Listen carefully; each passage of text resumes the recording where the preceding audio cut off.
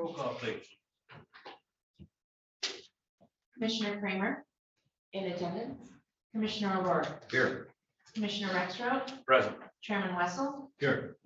Commissioner Ross. Here. Commissioner Alguier is absent with prior notice. Commissioner Lautner. Present. Thank you. Looking now for approval of the agenda or any late additions or deletions. I would move for approval of the agenda as presented. Support. Oh, you have something? We can, if it's okay, we'd like to remove item 13. That has been handled. Okay, We now have a motion to approve as modified. all those in support of that motion say aye. Aye. Agenda is approved. Thank you very much. Well, we thank the public for coming. It is now time for our first public comment opportunity. We would ask that the initial first public comments be limited to 3 minutes. That the public please identify themselves if they would, and please be respectful and address the entire board and not particular individuals. Thank you very much. Yes, good morning. My time doesn't start till I sit down, right? You're talking. Yeah. Now, wait a minute. This is a setup. Charles Knapp, Leelanau Township. I won't take 3 minutes this time. We'll see what happens during the meeting. I attended the evening meeting last month, I think it was, so they had the broadband update. I walked in the door, the place was packed. I didn't know there were that many people in Leelanau County, but they all seemed to be here. And that was the most deadly boring thing I ever sat through in my life. I didn't understand a word of it. I don't think anybody in the audience did either. I think the only people who understood anything were the presenters, who went on and on and on. And I've said it before, and I'll say it again, you should not have the full presentations at the commission meetings. The paperwork for these things should be in the commissioner's hands well enough ahead of time, so the commissioners can go over it, figure it out, and the presenting time should be for question and answer. I've seen this before with other presentations that just go on. You can't see the board. You have no background information. And frankly, all I care about with broadband is I want good internet. I don't care how they get it. They can get it off a Chinese spy balloon for all I care, as long as they get good internet. So anyway, I wanted to put that in up front, because I bet, like I say, I've been through this before with other presentations that you can't see, you can't follow, and you just lose your audience. Okay, Thank you. Thank you. Thank you. Any other public comment?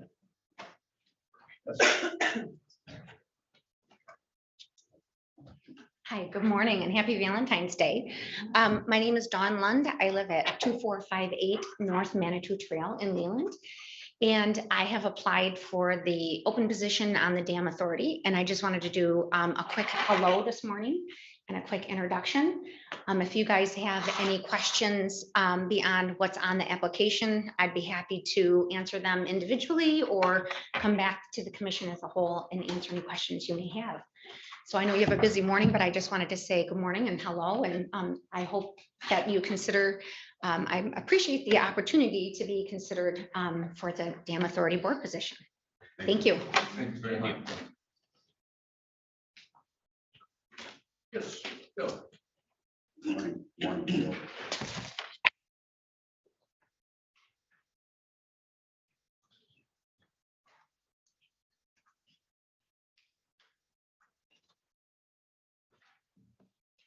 Bill Wiesner, Elmwood Township. I've been at the Old Town Playhouse for 7 of the last 8 shows of the Laramie Project. It's about the murder of Matthew Shepard. It was a terrible event. And but it's been used to get a hate crime law. It's a very emotional, and that's how the LGBT influences the children too, on emotion, not on reason. I have my 4-foot sign there at the Playhouse, and I'm there for like at least an hour before the show and a little bit after. Get to talk to a few. I offer them this handout, which is a Laramie Project, but it's from a reason standpoint. And This book, After the Ball, is considered the Bible, the promotion of LGBTQ. It was written from an article in 1987. The book came out in '89. And one of the things they say is that we don't care about reason or basically reason. I can't think of the other word. We work on emotions. That's in the book. This is a marketing book, and it's working very well. 20 to 40%, depending on if it's Barna or Rasmussen, forget which is which, of the youngest generation identifies as LGBTQ. Now, how are you born that way? If it goes from like 2% in a short period of time to 20 to 40% of people identifying that way, and the craziness of transgender, I feel sympathy towards them. But the people that are promoting them towards that are not doing them a favor. It's adults marketing to children, this false foundation movement. So this little handout is written, the book of Matt was written by Steph and Jim Manez.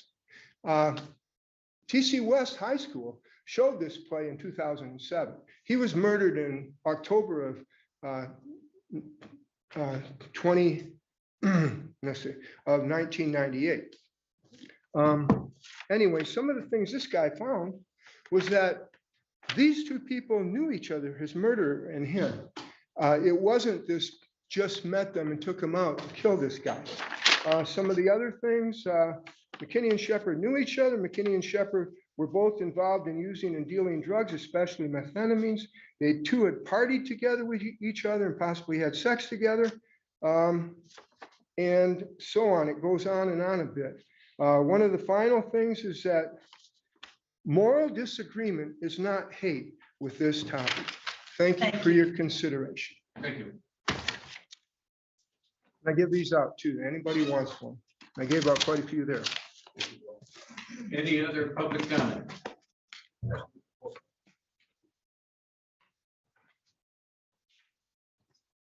Morning. My name is John Pope and I'm from Bingham Township. This is a very important issue that I'm going to talk about, and it's about the need for a facilities manager. Only two people were on this board when this came up a year ago. Chet brought it up.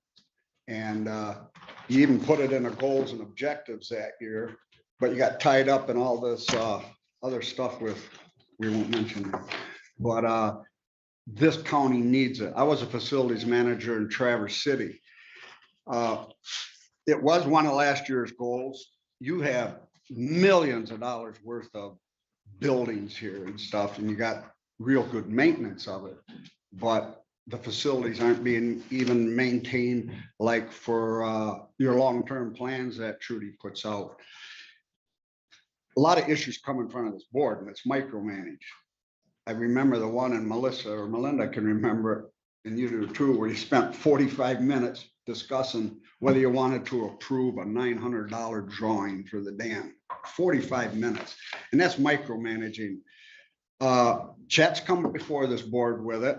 You've got the courthouse, the jails, health department stuff, parks and rec, buildings and grounds.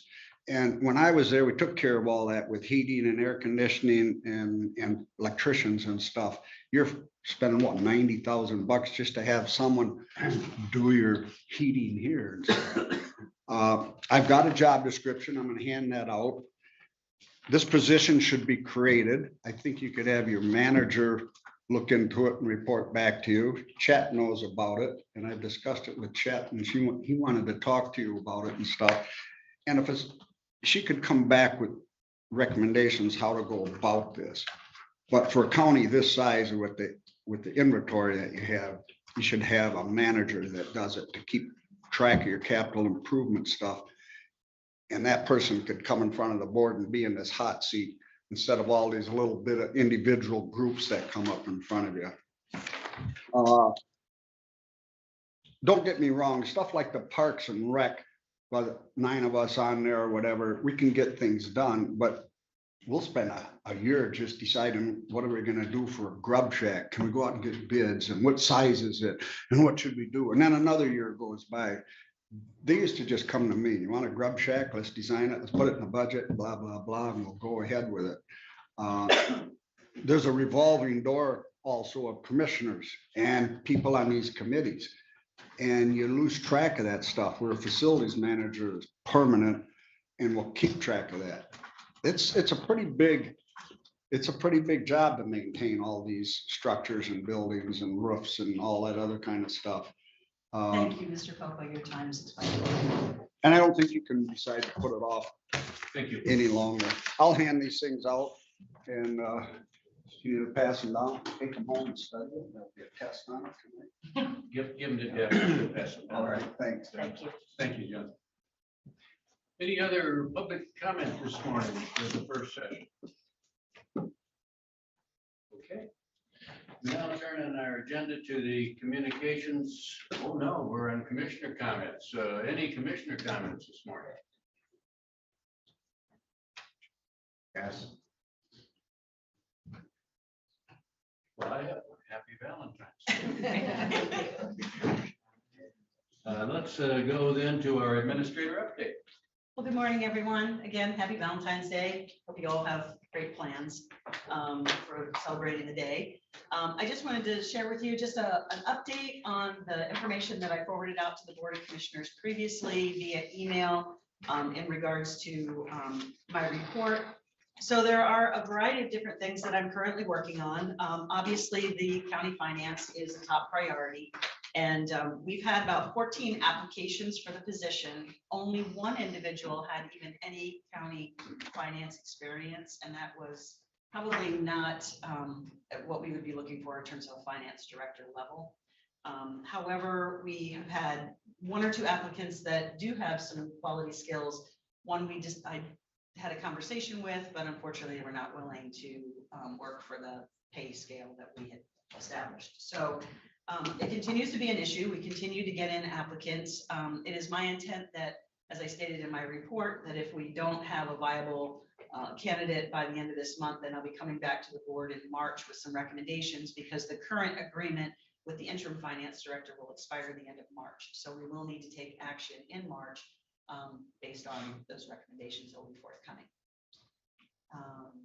I'm encouraged with the way that things have been operating currently, and so I think that we're moving in the right direction, but still need to come up with a solid plan.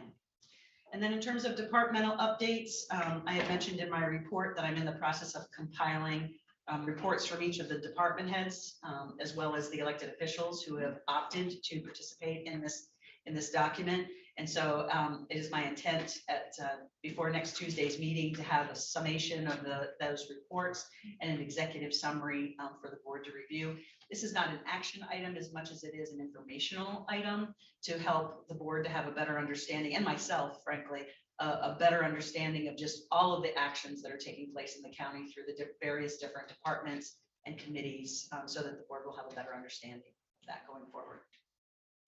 In terms of our agreement with the Michigan Leadership Institute, as you know, Chet has taken a consulting position with MLI and is working on several different initiatives, one of them being our internal issue with the HVAC system. And so we're having meetings coming up in the next week. That project, I believe, is moving forward to the point of being able to come back to the board probably March, April, with the potential of a plan and going for bids on that. So that will be coming before the board shortly. Some other items, obviously, continue to work on the status of the ARPA funds, community mental health. Many of you did attend the listening sessions that we had for the community mental health last week. I thought there was probably more dialogue in the second session that was, I think, more focused on a plan. The first session seemed to be more just information, kind of sharing. So I'm encouraged that that's moving forward. Chet is coordinating that and working with them on some structure. And then some of the other things that are being worked on is obviously the project with the health department and their environmental division downstairs. Again, those plans will be coming before the board shortly, and that's moving forward as well. And obviously, you also had the Grand Traverse Band. Our report, Ty and I and Chet had met with the band at their council meeting last week. It was I think they basically dedicated that entire time to a conversation with us, which was much appreciated. And I believe there's a great opportunity for future respect and future collaboration going forward. So I'm encouraged by that. And we obviously also then have the 2% grants that you all approved, and there'll be some final documents in the packets today. So that kind of gives you an overview. I think I'm 45 days in. So it's been very encouraging. Again, wonderful staff. Everybody's been very helpful, and I think we're moving forward in a very positive way. So, any questions for me?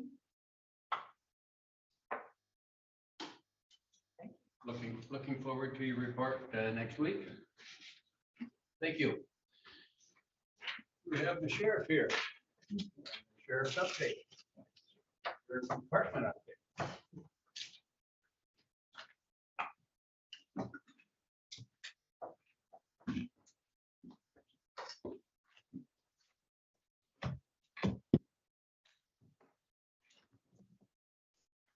Good morning. Good morning. First time to really address the new board in its whole, so it's kind of nice. Some terrible times out there between Ukraine, between MSU, totally unaccounted for, unjustified act of craziness that we're all dealing with, watching news media, balloons. Last night I was at a fundraiser for a 6-year-old girl, had a brain tumor in Leland. They had a nice dinner for her. These are strange times we're in, but we have to remember that 6-year-old girl and MSU and Ukraine all part of a larger problem we have with society and crime right now. And in my opinion, what Putin is doing in Ukraine is a crime at the macro level, and maybe the crime at the more minor levels, just the stuff we're dealing with computers, computer sex crimes, human trafficking, drug use, drug abuse. We want to change the name of things, you know, from substance use to abuse and drug use. We're jostling around things. We've walked away from church as a society. So I start this out with kind of a little bit of a heavy note that we need to keep this area, what this area has always been. This has been sort of a refuge up here against crime, against some of the craziness that's out there in the world. You know, you can watch Ukraine on the TV, you can hear about things, but our focus has to be local. So that's what we represent as the sheriff's office for all of you and for the people who live and vacation and you know, work and recreate up here. So that said, that's enough of the Debbie Downer stuff. Right now, I'd like to just say, first of all, thank you for your support over the years. This is my 11th year as sheriff and my 46th year of overall law enforcement. And we have a very, very finely run machine here right now with your help and support financially and emotionally. And you're always behind us. And I really appreciate that. We all do. We saw that we support our sheriff signs. That's not sheriff me, that's sheriff's office, that's law enforcement. We saw them around the county. We go into the schools, our footprint is pretty large in the schools. Our deputies are constantly in and out, I'm in and out. And we enjoy going to those games. We enjoy walking the schools when the kids are in class, but it also sends a message that schools are a priority for us. Children are a priority, our counties are a priority for us. So we spend a lot of time doing that. We're doing a lot of reactive stuff. About a week ago, we had a program at Quinn Lake School regarding social media awareness. It was extremely valuable, including the presenters. There were 76 people there. I wish there were 200 people there, but kind of where we're at with babysitting and, you know, people's schedules and working all day, it was tough, but it was very successful. We're trying to keep kids out of trouble who are inadvertently falling into trouble. You can become a victim very easily with social media or the internet, and you can become a predator very easily. You can be somewhere in between. For instance, someone forwards something to you, they thought was interesting, you thought was interesting, you forward to someone else. If it has any signs of, you know, child sexual abuse on it or underage people involved or anything that's going on, that makes you a misdemeanor or a felony criminal. So we're trying to use this social media exposure to let people know how serious this is, and it's something we all have to keep in mind. Okay, things went very well. The budget on the road side with Under Sheriff Kiesel and on the corrections side with Lieutenant Roush, we operated as close as we could to our budgets. We stayed within them, and we had to adjust things like for the cost of gasoline. None of us expected gas to go up so outrageously and so forth, but we did pretty well on the corrections side. We brought in quite a bit of money by boarding inmates from out of the area. That would be Grand Traverse County as well as Kalkaska County. They have been a source of problems for us, I'm not gonna lie to you. There were 40 in there 2 days ago, there's 39 yesterday. We're hinging on you know, that's a pretty full jail down there right now. We have a 72 capacity bed capacity that we can expand to 80. But really, once we start running 35, 40 in there, we're getting pretty busy. And by busy, it isn't just work, it's inmate friction between inmates. Some people are waiting to be sentenced to go on to prison. Some people have been sentenced, are waiting to be picked up, and other people are in your traditional jail things, you know, drunk driving or some type of a deal that's shorter. So we have a lot of issues going on, but to his credit and the corrections deputy's credit, they're just doing a fantastic job there. You're not reading about us in the headlines. And if it is, it's in a positive light and manner. So I'm very proud of what corrections done. The roadside, as you know, there's a lot of hatred toward police politically and with the media nationwide. We just don't see that up here. We're doing very well. We have a little bit of friction at times with this and that. I try to take care of that end of things, but the roadside's been very effective. They've been out meeting with people. They're engaged with the community. This morning, it was primarily deer road kills, which I guess if you're in Leelanau County, that's a good thing. It's not good if you wreck your car for the day or get hurt, but I guess in terms of what happened in East Lansing last night and so forth, we're very blessed and fortunate. So I for one, am very thankful for the board for that. We have three main goals this year. Number one priority still remains a Great Lakes capable patrol boat to place up in Leland. It's important that we have that to save and rescue people, to provide protection and security for our 4 islands, the Port of Leland and this part of Lake Michigan. It's in 2 different Coast Guard sectors. It's in the Sioux sector as well as the Milwaukee sector. It's also important for the safety of our deputies. Each time you ask a deputy to go out and rescue somebody in bad waves, you're jeopardizing their lives as well. And the boat we have there now is it's totally inadequate. It's a 25-foot coastal. It's designed as like a fishing boat for good water. We need what's referred to as a safe boat. And the safe boats are what you see the state police, the other sheriff's offices, the Coast Guard, Navy, and other entities using. So I would ask for your board support again this year. That grant, I'm told, was it fluctuates between a 30 and 60-day opening, sometime around the 1st of May. And it's always a rush for us to get all the grant requirements written to write the grant. And then we have to do it and come meet with the board, and we have to meet with the board a week later and get permission. So I'm just alerting you that that's still our number one priority. It's a health and safety and security thing for Leelanau of top priority. That grant would provide 75% of the funding for the boat. I spoke with Adam Wallace, who's the director of the operations in Washington. What are we doing wrong? This is our 7th year. He said, absolutely nothing. Your grant's right. Whoever's writing is doing a great job. You guys are doing it. We just ran out of money before we got to your name. And he says, don't give up. So that was a recent conversation the last couple of weeks. I'm encouraged by that. We are part, again, of say 2 different Coast Guard sectors for security in Lake Michigan. And it's important that we have that. Our second goal is to replace our body worn cameras. Our cameras are worn either on the shoulder up here, or they're worn in the center of our LBVs. We went with the load bearing vest style. It's called external carrier. On corrections and roadside, they have the option if they want to wear one. This takes the body armor that we wear and all the equipment we carry underneath it, and it puts it outside so that when you're in the office doing paperwork, you can zip it down, set it on a chair, and then instantly put it back on if there's a problem and get back out and get on patrol. So, and for corrections, it puts all the stuff they need up and running. Body cameras are extremely important in this era. When body cameras first came out, I said, why don't we put body cameras on criminals? That was my first thought, like, why the cops? We're the good guys. But body cameras have done nothing but prove the good work of the police. And we have had multiple instances where people claim racial bias, or they claim some kind of overuse of force. We simply turn the body cameras on and go, yeah, not so much. And we were able to do that with the prosecuting attorney, the public, and so forth. So body cameras are extremely important. There's always the danger you're going to the bathroom and forget they're on. We know that. Okay, so there's a reality to that. So comments kept aside. Body cams are a necessary part. We have antiquated body cameras right now. They need to be upgraded. We bought them basically on sale. They're closing out different models. We sort of have an 8-track player of a body camera now compared to a Bluetooth. So I'll leave it at that. Technology wise is something we'll be looking for your support on. We do have aid possible through grants to pay for part of those body cameras, as well as our body armor that we get itself. So, and one thing about these external carriers, you'll see them on the road in this is the same armor we've always worn. It's just an outside version of it.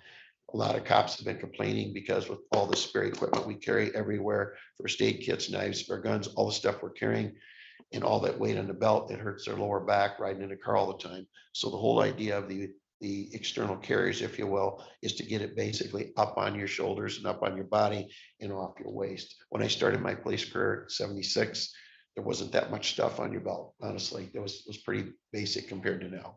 So, and the third and final thing that we'll be looking at, and I've felt this very strongly about this for a long time, I'd like to put a security gate up in front of the law enforcement parking lot. This would be code activated for deputies going in and out. And it basically would just be like a drawbridge type of a gate. Come down. We have people wandering around our cars. Inside our cars are some fully automatic and some semi-automatic M4 carbines. We have body armor, ballistic stuff, our radio frequencies. We have protective vaults within our cars. But when people are wandering around that kind of equipment, I'm constantly looking out the windows. My drapes are open so I can watch that parking lot. We have people park there and wander to this building. We have people park there who are looking for the recycling. We have people go through and use the back dumpster for recycling, which it's not for that. Obviously, it's not that. So we had a couple times people pulled in with a motorhome, one time pulling a boat, full-size motorhome. Older gentleman pulled in, he and his wife realized they couldn't turn around in a parking lot and were parked there in front of all our patrol cars. Another time it was a big motorhome and she was driving, couldn't back. Both times I ended up unhooking the boat on one and backing the motorhome out on both. They were going, if you go about 3 miles from here, there's a big campground for motorhomes and for, SUVs pulling like fifth wheels. They were headed there using their GPS. They missed it. So they pulled into Government Center parking lot, but they basically blocked our operations, which is extremely dangerous. We also have to leave the cars running sometimes in the winter when it's extremely snowy and icy. Those cars have to stay running, albeit locked, because they fog up and ice up. And the next call we get, we don't have time to go out there and scrape if they're in doing a report or whatever. So we think a gate is important to keep people out. It's not that expensive. So that would be the third of the 3 tiers of things. I'm very interested in the ARPA funds. Seems like outside entities from outside this county are reaching toward our ARPA funds. Those were sent to this county, to these entities. Other counties have their own version. I would really like the board to consider that when we come down to the point where we're applying for that boat and that grant, your 25% match grant could be up to like $150,000 in that range. I would really like the board to consider. I know in the past, they thought, no, we don't want to use the ARPA funds for something like that. I think it's a very legitimate use for that, for public safety here and for that. So, and even if we don't, if we're talking about amortizing the lifespan of that boat over basically 25 years or more, that's a very minimal cost in a part of the county if I can get this grant. So that's pretty much the request, the show, and what we're doing. I'm so proud to work with these deputies, and they're just doing such a good job, and I'm proud to serve the people of this county, and I think that we're very blessed to have what we have. Questions for the sheriff or his staff? Ms. Melinda. On your gate, you were thinking about for your parking lot. I know at some time in the past, you had talked about even fencing that area. And what surprises me, I understand, and I think your gate would really work when it comes to somebody driving in there. But what surprises me is that people will wander through there on foot. That surprises me a lot. Every day. They do, every day. And I'm constantly watching out the window, like, who's that? Who's that? Or, people come to work on maintenance, or they're not sure, they come to court, they're not sure where to park. I thought the gate would be a really good way to send a message. We have it dual sign, basically employees only, you can't come in here. And I'm thinking the gate may correct 95% of that. It still won't keep someone from wandering in. There are people who go to police departments, and I can show you factual evidence of it, where they cut brake lines. There's people who attach bombs to cars. There's situations out there now, thanks to certain organizations that have popped up around the country that are so anti-police. They're driving the fringe factor, the nuts, into doing things overtly against police officers at police stations. You're going to die. I mean, when you come to a police station, you walk in the front door and you start shooting or bring in a gun or knife or something, and these people don't care anymore. It's like there's a crazy out there in society. And I think keeping them out of that parking lot is one way to keep our equipment secure, and then keep people from doing things like the motorhome thing. So that's kind of the cheap route, is why I thought, let's try the gate. And if that works, do the best we can. Well, in the past, I really thought that the fencing was pretty much overkill for Leelanau County. Exactly. So I just think it's something that we ought to consider. I mean, if you're going to do this, if it's really a security system for our vehicles, considering some of the things that you have stated this morning, considering I've also heard a lot of things going on across the country as far as, well, we all hear them. It just may be time. I was kind of wondering what the next step processes would be. Is like, should we really consider fencing your parking lot? And having them. Well, that would be the ideal way to do it. My idea was, I'm very conservative by nature. I do not like to spend money I don't have to spend. If we can do 90%, 95% of the good with a gate, that's a cheaper route. But a fence would certainly keep people from wandering inadvertently in and out of there. And I understand sometimes, like Record Eagle will be here today, 1 o'clock doing a program on our jails. I understand people are gonna wander in and out, not know where they're going, but I'm more worried about those who are intentionally trying to create or do harm. And again, with the cars having to run in the winter to keep the, not all the time, but sometimes in the winter, in the middle of the night, you gotta keep those windshields thawed. So that would be something I could write up a proposal for and provide to the board for a later date if that would be of interest. So. I do want to just mention that we do have a walking path that is around campus that does take people kind of around that. So I know a lot of staff in the when the weather's nicer, we do a lot of staff. So some of that as well. Yes. So I don't have a question so much as just a thank you to Sheriff Morkovich, Lieutenant Roush, Under Sheriff Teasel, the whole sheriff staff, dispatch, everybody involved in law enforcement here in Leelanau County. Your comments about keeping it as haven. You guys are doing a wonderful job. It's not easy. Thank you. Keep up the good work. Thank you. It means a lot. Thank you. Commissioner Wright. What's our, I'm sorry, I should call you sheriff, although I worked for him for so like, what's our coverage on cameras, cars coming in to the courthouse or into, we have, I mean, I thought that would be a lot, as you know, a lot of our crimes are solved by cameras. Oh, yeah. Just cameras coming up the drive. Mhm. Or out in the parking lot. How are we on that? I mean, is it good coverage, bad coverage? I know dispatch has some up there. Lieutenant Roush, would you want to answer that as far as court security? I can. There is a camera on the corner of the sheriff's office that covers our parking lot and the front parking lot. It's good resolution, but probably not good enough that we can zoom in and get a license plate. We can get a vehicle description and probably a person description, but zooming in close enough to get a license plate is difficult. There's also a camera out here on the light pole in the parking lot that covers, it's not quite, well, actually, I think it is 360 degrees in this parking lot. There are cameras on the corners of this building that I've been talking with Jerry Coleman about because they're original to this building and they're starting to deteriorate. But we have pretty good coverage. The situation would be to have a camera covering any car that came in to the complex. Which we do, which, yes. I mean, it's not an invasion of privacy. It's just, you're here for a reason. Right. But I really think a short-term goal should be that. I mean, the cameras we do have work, but like the camera on the corner of the building, you get one lot or the other, you don't get both. Right. We could upgrade that. That incident happened in Michigan State last night. They had pictures of the suspect. He was found 5 miles away from campus. He shot at 2 different locations, not affiliated with the university at all. He was in his 40s. People are talking about his motive. That makes me angry to even say that. There's no motive to kill human beings. There's no motive, no justification. He's not a shooter. He's not a gunman. He's an idiot. He's a criminal. He's a felon. And that they had a picture of him with high pixelation. This is what we're talking about, pixelation.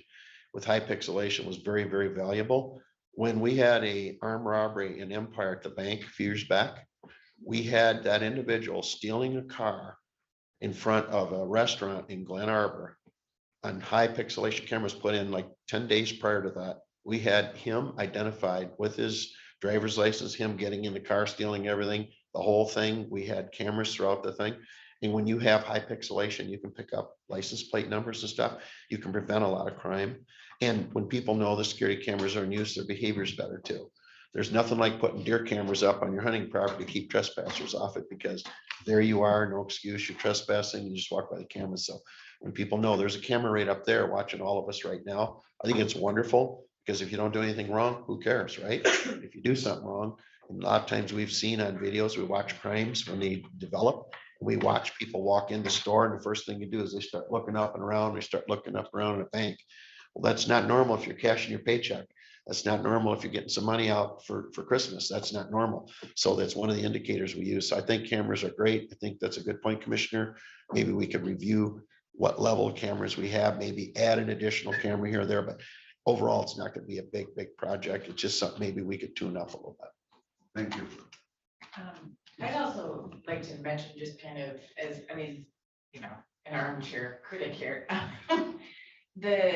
think that the cameras are an excellent idea. I feel like as open as you all are to the community, a fence might put a different spin on things as far as like community involvement and how we interact with the county in general.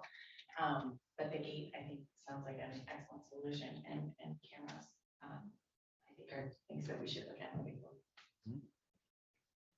Other comments or questions? I'm sure you'll be back. Thank you very much. I'll be back. Thank you. Expect me back maybe April or May. The minute we hear about that grant, we need to push forward with that. And again, please keep an open mind on the ARPA.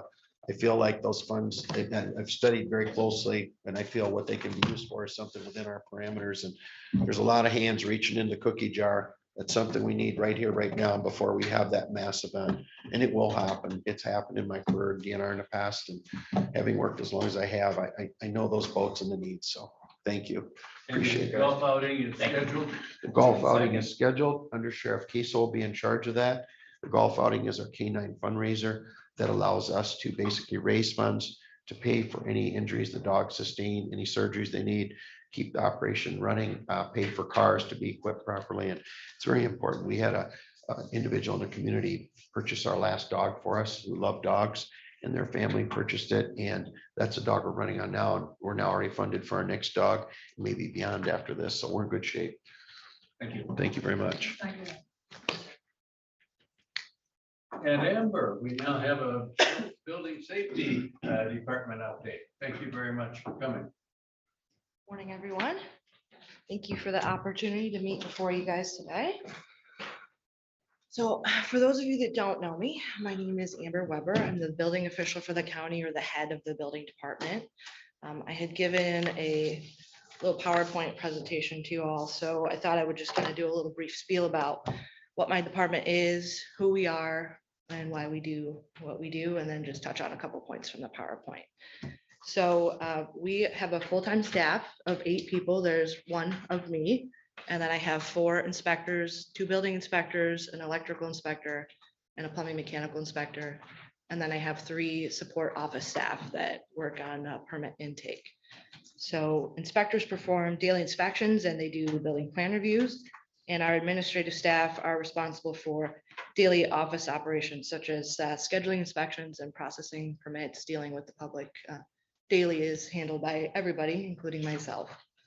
In 1972, the Michigan legislature proposed Public Act 230. This was signed into law and became effective January 1st of 1973. This act requires all of Michigan have one set of codes to follow that meet the minimum structural and safety standards. It also offered the option for state or local enforcement, and that's where the Leelanau County Department started. Our office began shortly after that took effect. We are a self-funded department, meaning that county taxpayers do not fund our department, and our operational funds come from permit fees. Michigan codes are in place to provide safe structures in our community, and they form the basis of the safe construction for all buildings we use, from commercial structures such as this building, office buildings, restaurants, to your own personal residence. Building codes have been around since the time of the Babylonian Empire and King Hammurabi. As someone that absolutely loves history, I thought I would share just a couple that I thought were interesting. Number 229, if a builder builds a house for someone and does not construct it properly, and the house which he builds falls in and kills its owner, then that builder shall be put to death. Number 232, if it ruins goods, he shall make compensation for all that has been ruined, and inasmuch as he did not construct properly this house which he built and it fell, he shall re-erect the house from his own means. So obviously codes have come a long way since then. And I thought I would just show you. Yeah, right? Yeah. This book here is the very first code book that my department has from 1975. Okay, and you can see how thin it is. This is the commercial building code book. We now have two, one for commercial, and then this other one for residential. So quite a big change just from 75 to where we're at today. They have not yet done a code update, but I'm sure that's around the corner. And the books will be equally thick, if not thicker. So then just a couple little highlights from the presentation. I know there's a couple of you here from when we decided to move forward with online permit applications. We started that in 2019. It's been greatly received. There's a lot of folks that really love it. Even if you're a local contractor and you live 5 miles down the road, it's easier to do it online. You can check all of your information. The numbers included in the PowerPoint do not include email applications. Ever since COVID, I would say probably 70 to 80% of our applications are in some form online, whether it's email or they're going through what we call the portal, which is our web application where they can upload everything. But we do have that ability to work with folks remotely as far as permitting. So for your 2022 permit totals, that's all it's your mechanical, your electrical, your building. You've got 50% of those being online right now. Mhm. So are you saying that some may have been received through email, so that number could be even higher if you Correct. consider that online? Correct. Well, that's fantastic. Yeah. Yeah, there's a much greater usage online than there is in person. We still love to see people in person. They still enjoy visiting, but Keep that option open to people who do. oh yeah. Well, very good job. New homes continue to be built throughout the county, and we've also seen an increase in commercial construction in the last 2 years. Our county is not as similar to Grand Traverse County in that they have a great deal of commercial construction ongoing, but we have seen an uptick in that. I did include a slide this year on code enforcement, so those are related to work that started without permits. And we do continue to explore options to bring that number down. A lot of that increase with COVID, people are at home, they had ideas on what they could do, and then they started to do work without permits. Most of the time, folks don't know they need a permit for it. So our office is working to inform people on what's needed and to get the proper permits in place. We do currently have a board-approved policy that assesses $150 after the fact fee. That's determined by me for individuals that have been found to have knowingly, intentionally proceeded to do the work without permits. Right now, that's the only kind of financial impact we have to those people that, really know they should have gotten a permit, whether they're a licensed contractor or homeowners that have communicated to us that they're going to do something and they want to do something and we're working with them. And then 2 months later, we find out they've already done it. In that case, we would assess that fee. Lastly, just kind of my role in interacting with you all, there's not a great deal of interaction between my department and everybody here. If you've got complaints, that comes to me. And then we do have a building safety committee with a couple folks on that. So if I have large projects or interesting things that we want to pursue, they would go through the committee and then ultimately come before you all. So that's all I have. Questions for Amber?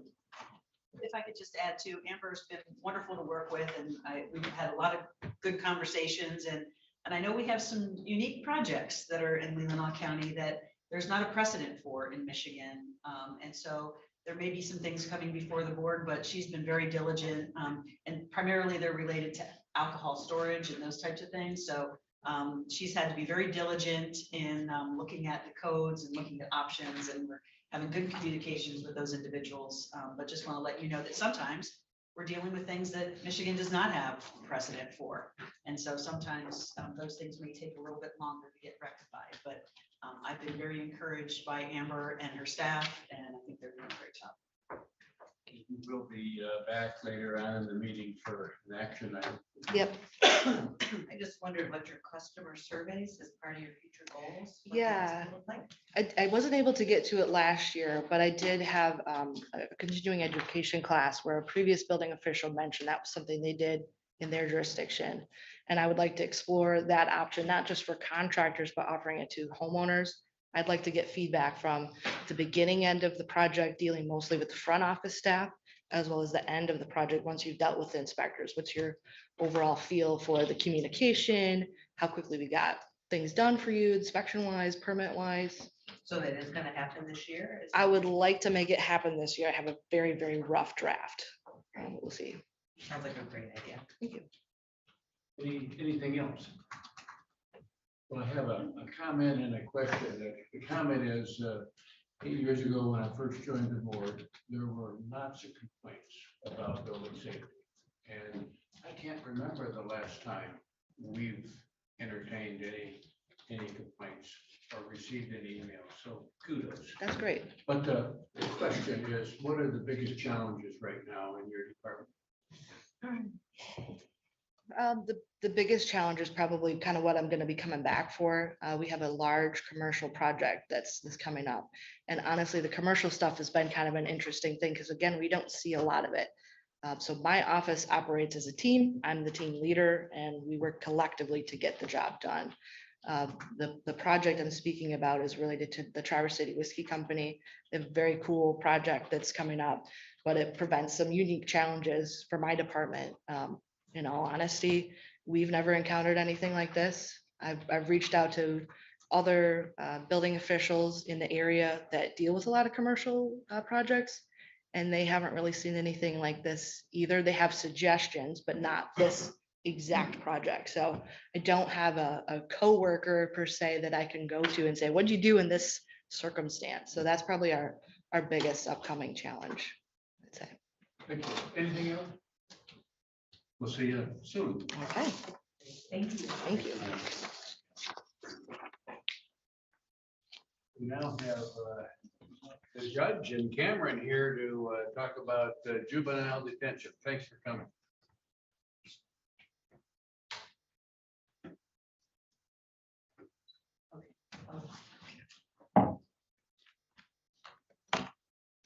Morning. Morning. I like coming here. I come here. You like having here. I do. I enjoyed reading your history about yourself, so thank you for that. Yeah. That's kind of where I wanted to start, unless the judge has opening remarks. Go for it. Well, Also, happy Valentine's Day. Happy Valentine's, yeah. So a lot of you don't know me, and I haven't been here very long. I started in this county back in April of last year. So just a little bit about myself. I've been working in the juvenile justice field in Michigan since the early 90s. I was a juvenile probation officer in Benzie County, and then shortly thereafter became the court administrator because the court administrator left abruptly.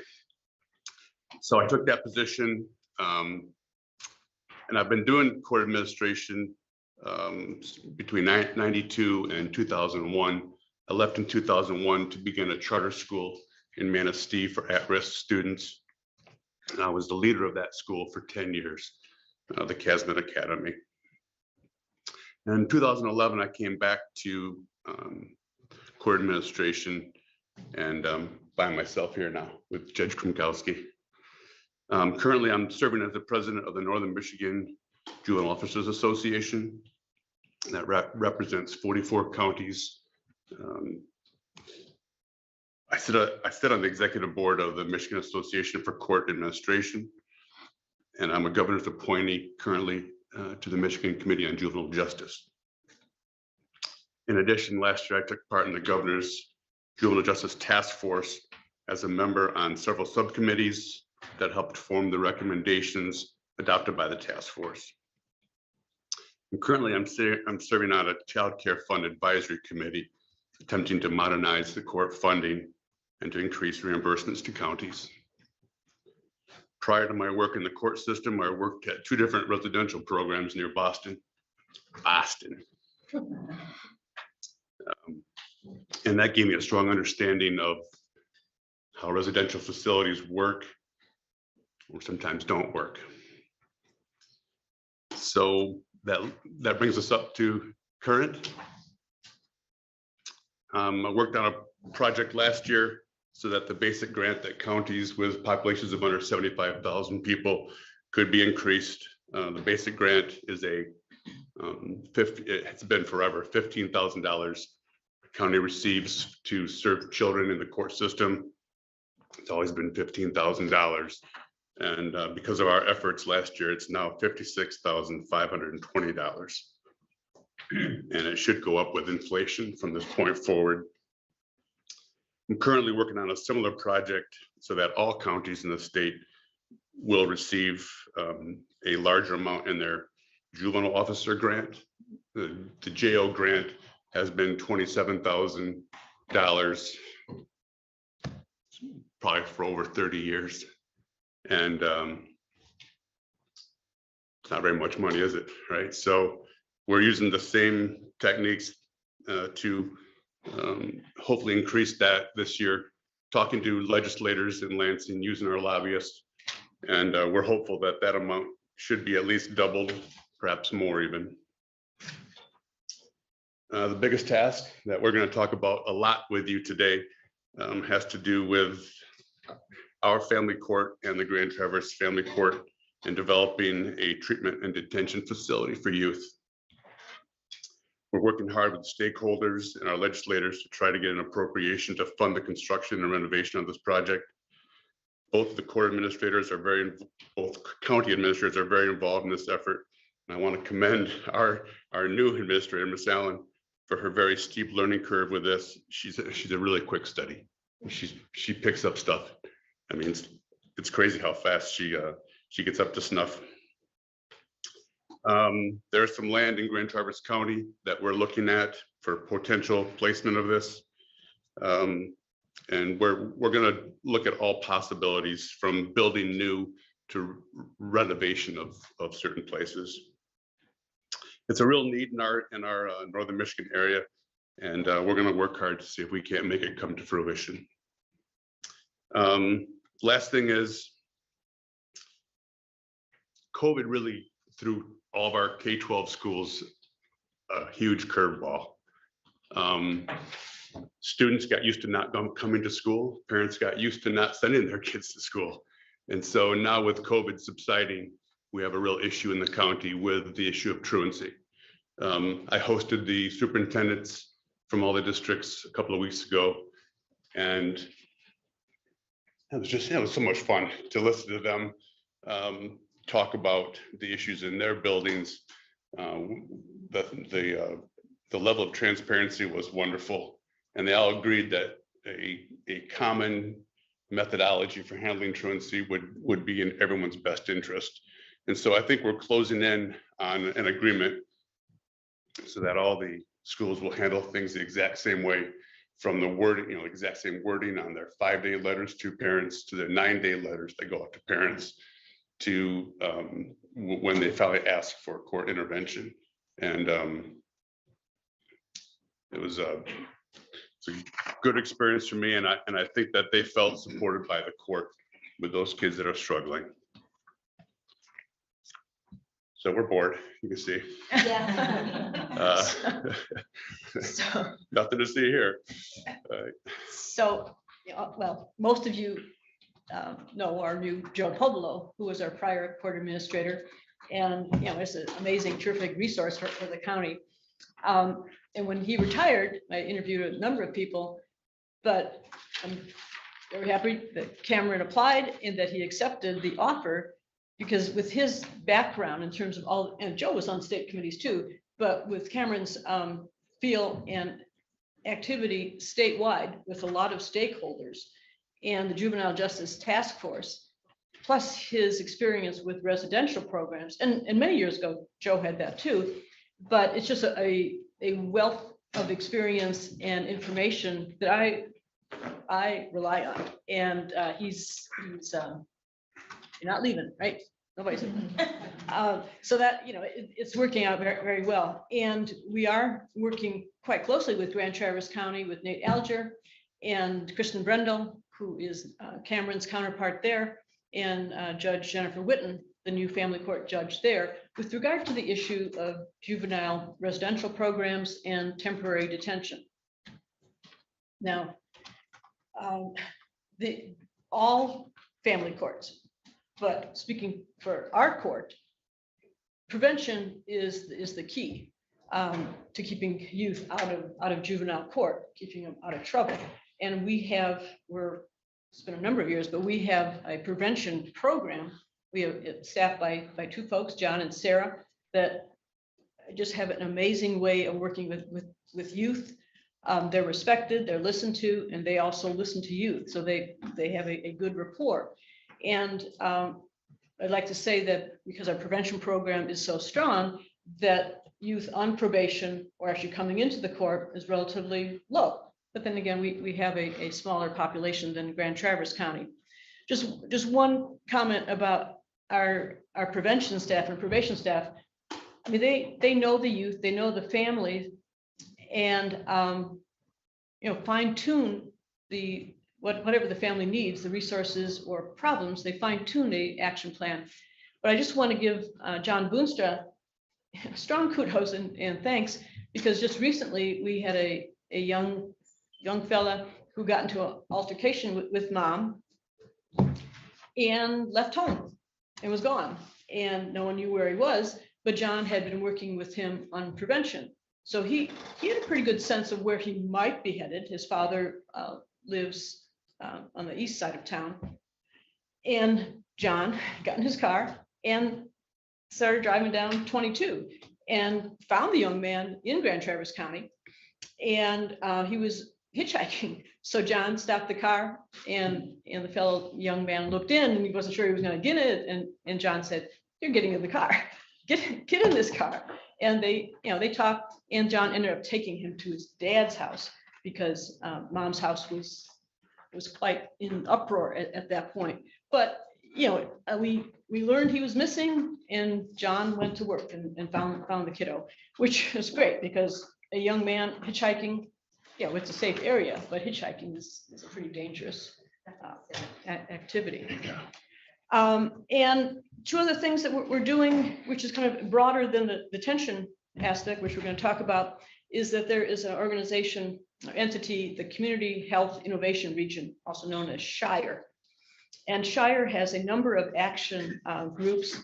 Sarah from our staff is very active, she's the co-chair of a group that is looking to recruit and retain mental health workers, because you can have all the greatest ideas on paper, but if you don't have staff to work with youth and families, that doesn't do much good. So she's working on that, and Cameron and I are on a committee that is looking into it and trying to work towards the development of a crisis stabilization unit and crisis residential unit in the Traverse City area, which would allow persons going through mental health challenges, rather than being involved in law enforcement or going to the emergency room, it would be a facility where you could go there, have trained staff work with you, potentially stay and be stabilized for up to 24 hours, 36 hours. And they're also developing residential beds for youth and children.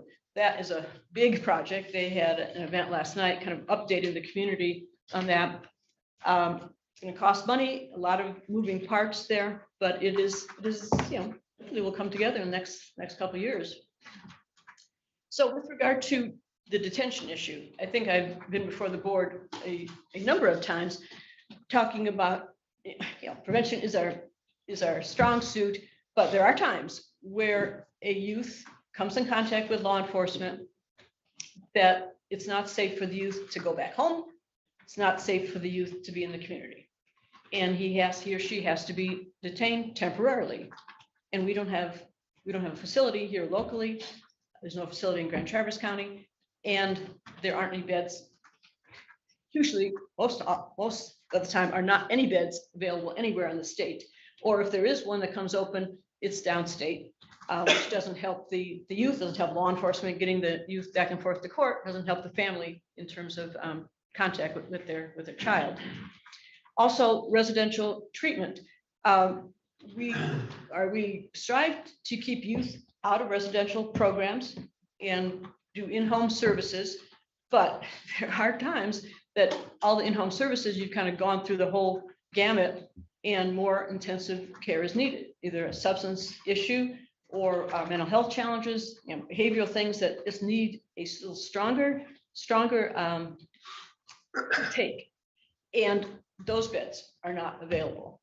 So we're working with Grand Traverse County very, very closely and the tribe to try and resolve this issue. And this is a problem throughout the state. Anytime I talk to other probate and family court judges, this is on people's minds. And the Michigan Probate Judges Association passed a resolution encouraging the state to take some action, because this is a crisis waiting to develop. So Grand Traverse and us are working towards, there's a need. We want a facility that's in close proximity so families can stay in contact with the youth and also be involved in the counseling. It should be used only as a last resort. As I said, we're working with Grand Traverse and the band. This also costs money. It's our position, I don't think anyone's disagreeing, that it's the state's responsibility to fund this type of program.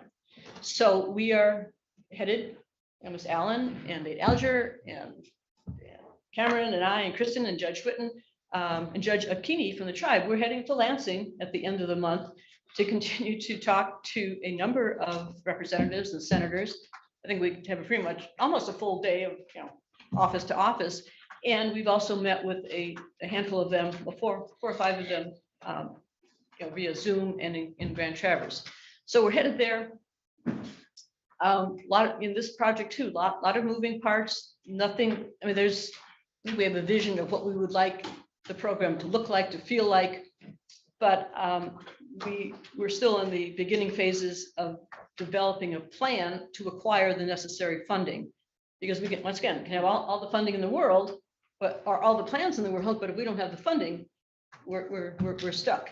And also, even with the funding, then comes staffing. So once again, there's a lot of parts to this that the need our work. And I have provided to Ms. Allen a number of letters from people throughout the state, and especially in northern Michigan, who are in support of this program. The Michigan Association of Counties is in support of our northern Michigan program. The Michigan Association of Chief of Police, Mason County Sheriff, Benzie County Sheriff, Kalkaska County Sheriff, the Michigan Probate Judges Association, I already mentioned them, the Michigan Association of Family Court Administrators, the Northern Michigan Juvenile Officers Association, the Children's Advocacy Center here in Traverse City, Northwest Education Services, which used to be TBA, the schools, the superintendent of the Traverse City Schools, the Director of Child and Family Services. And I think, Sheriff Borkovich is still here, and we've talked a number of times. And he's aware of the problem, is supportive of developing a plan to go forward. So, I talked to Judge Whitten, and she and Kristen Brendel have presented pretty much the same kind of information to the Grand Traverse Board of Commissioners.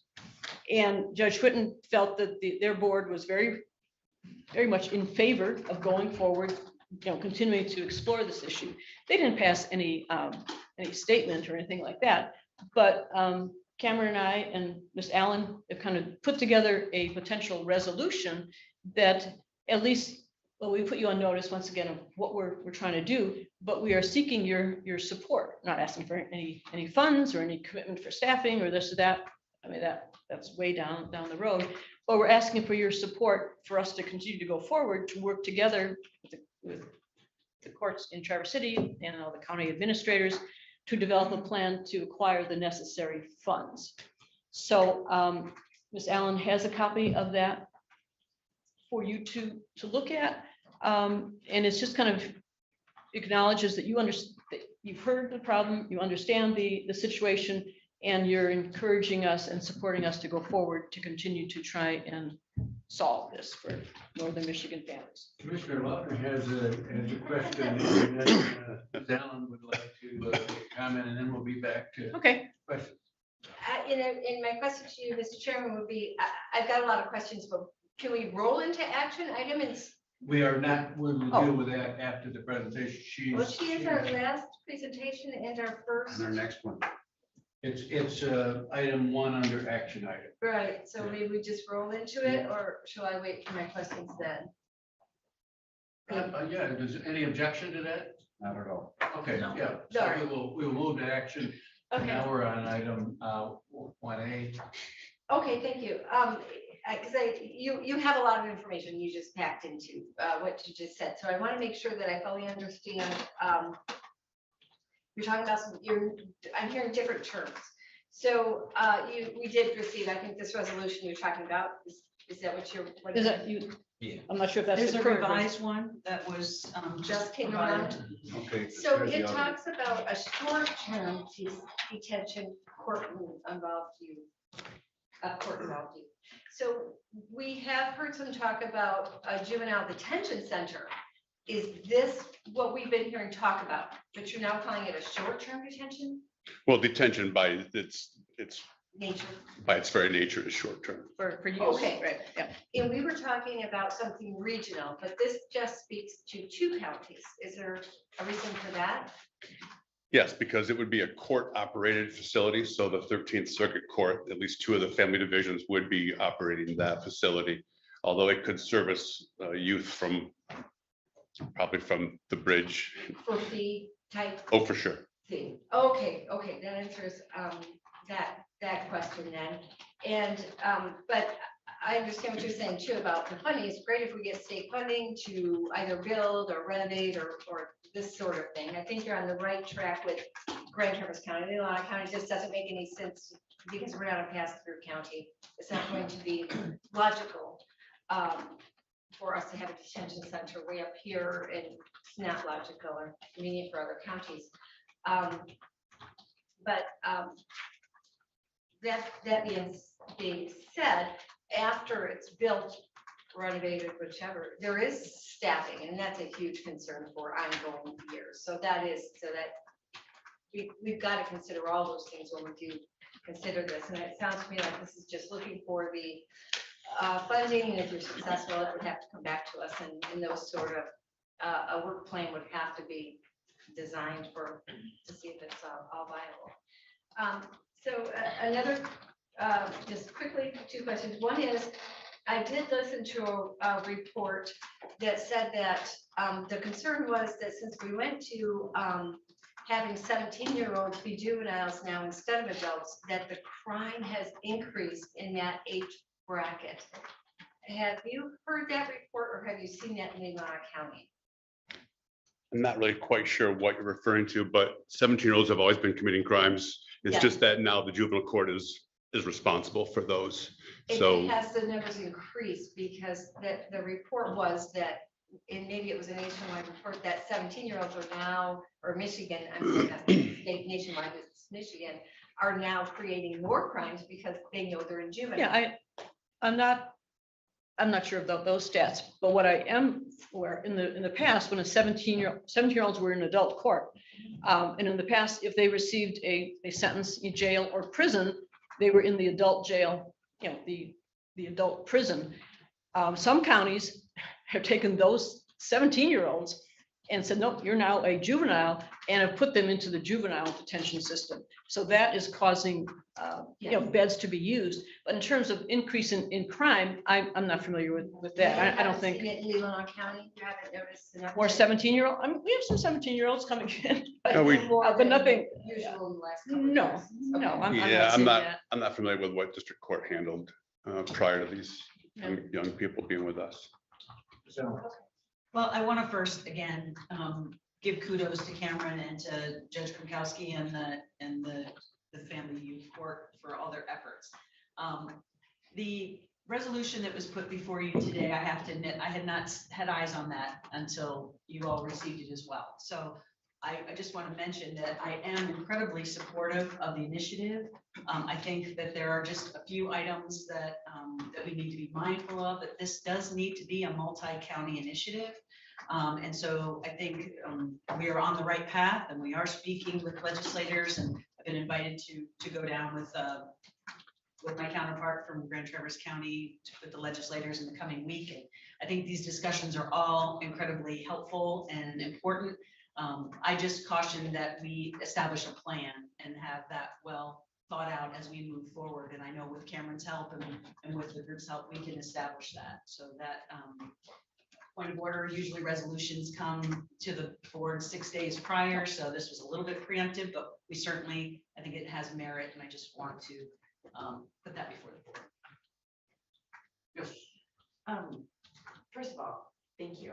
This is, in my opinion, an incredible initiative, and having to navigate the mental health system for any youth is challenging. I also think that maybe something to consider while you're, garnering support for this initiative is talking about the rates of recidivism. I don't know, but it seems like this would help our youth stay out of jail or going back to jail in the long term. And so I don't know if that's worth mentioning, or if you know anything that you could help us as a board kind of see, but like it could potentially save us money in the future, right? Or funds, if you take these youth and you are able to rehabilitate them in a way that makes them productive members of society. That's about all I have. I just think that's a fantastic initiative, and I know and I've seen the need that we have for this. So thank you. Thanks. But echoing, thank you for your efforts, Leelanau County families, and you appreciate that. I didn't, I heard Melinda's question, I just didn't quite get the answer put up. Is there a reason this doesn't reach out further to like Benzie or Antrim or other surrounding counties? Well, so our circuit is Antrim, Grand Traverse, and Leelanau. And Judge Elsenheimer is the head of the circuit. So he's in favor. We have met with Antrim County, our counterparts there. They're not saying no, but they aren't as actively involved. They're not saying no, but I think Grand Traverse and Leelanau are kind of taking the ball and running with it.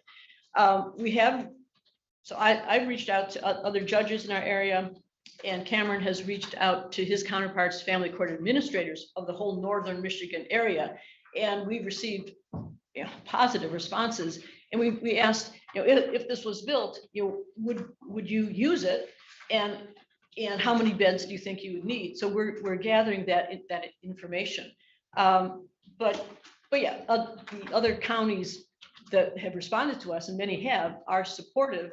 And there's no facility in northern Michigan. So, but in terms of the development of a plan, it's important to us that it be a court-operated plan, because our staff and we work with the youth as opposed to a county run plan or a state plan.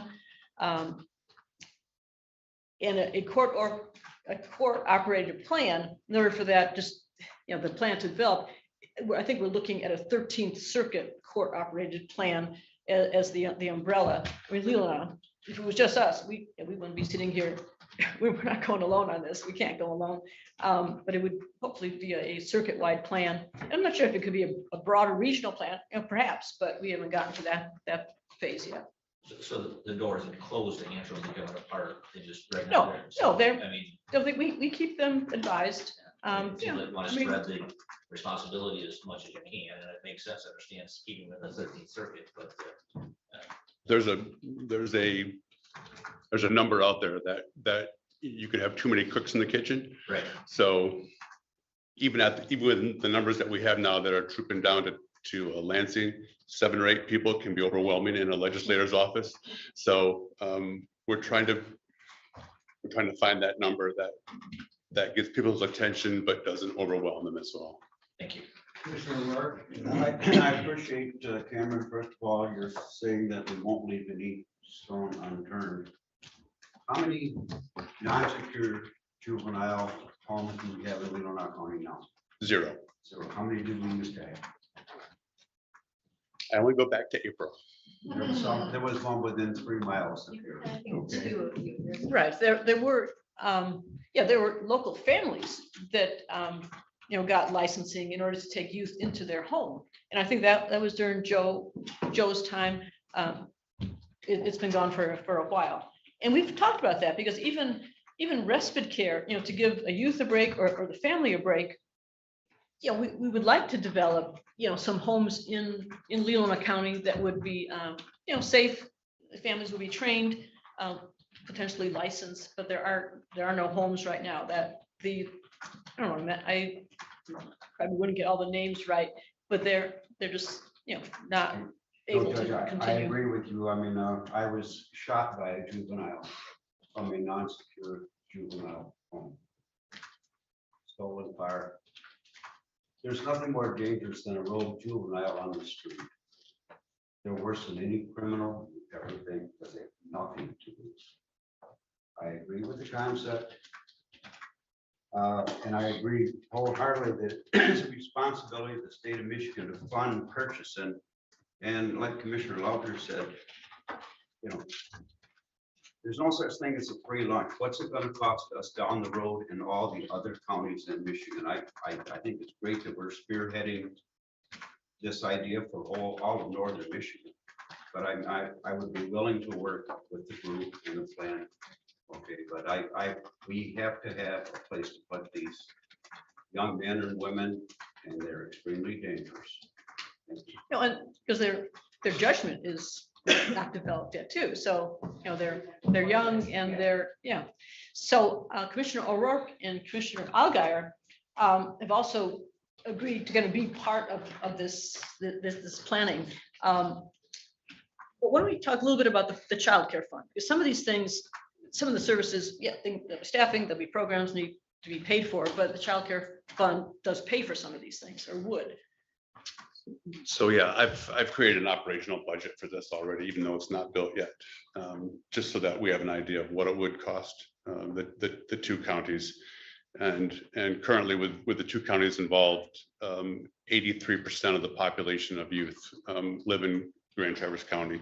17% would be Leelanau County. That's just the way it breaks down.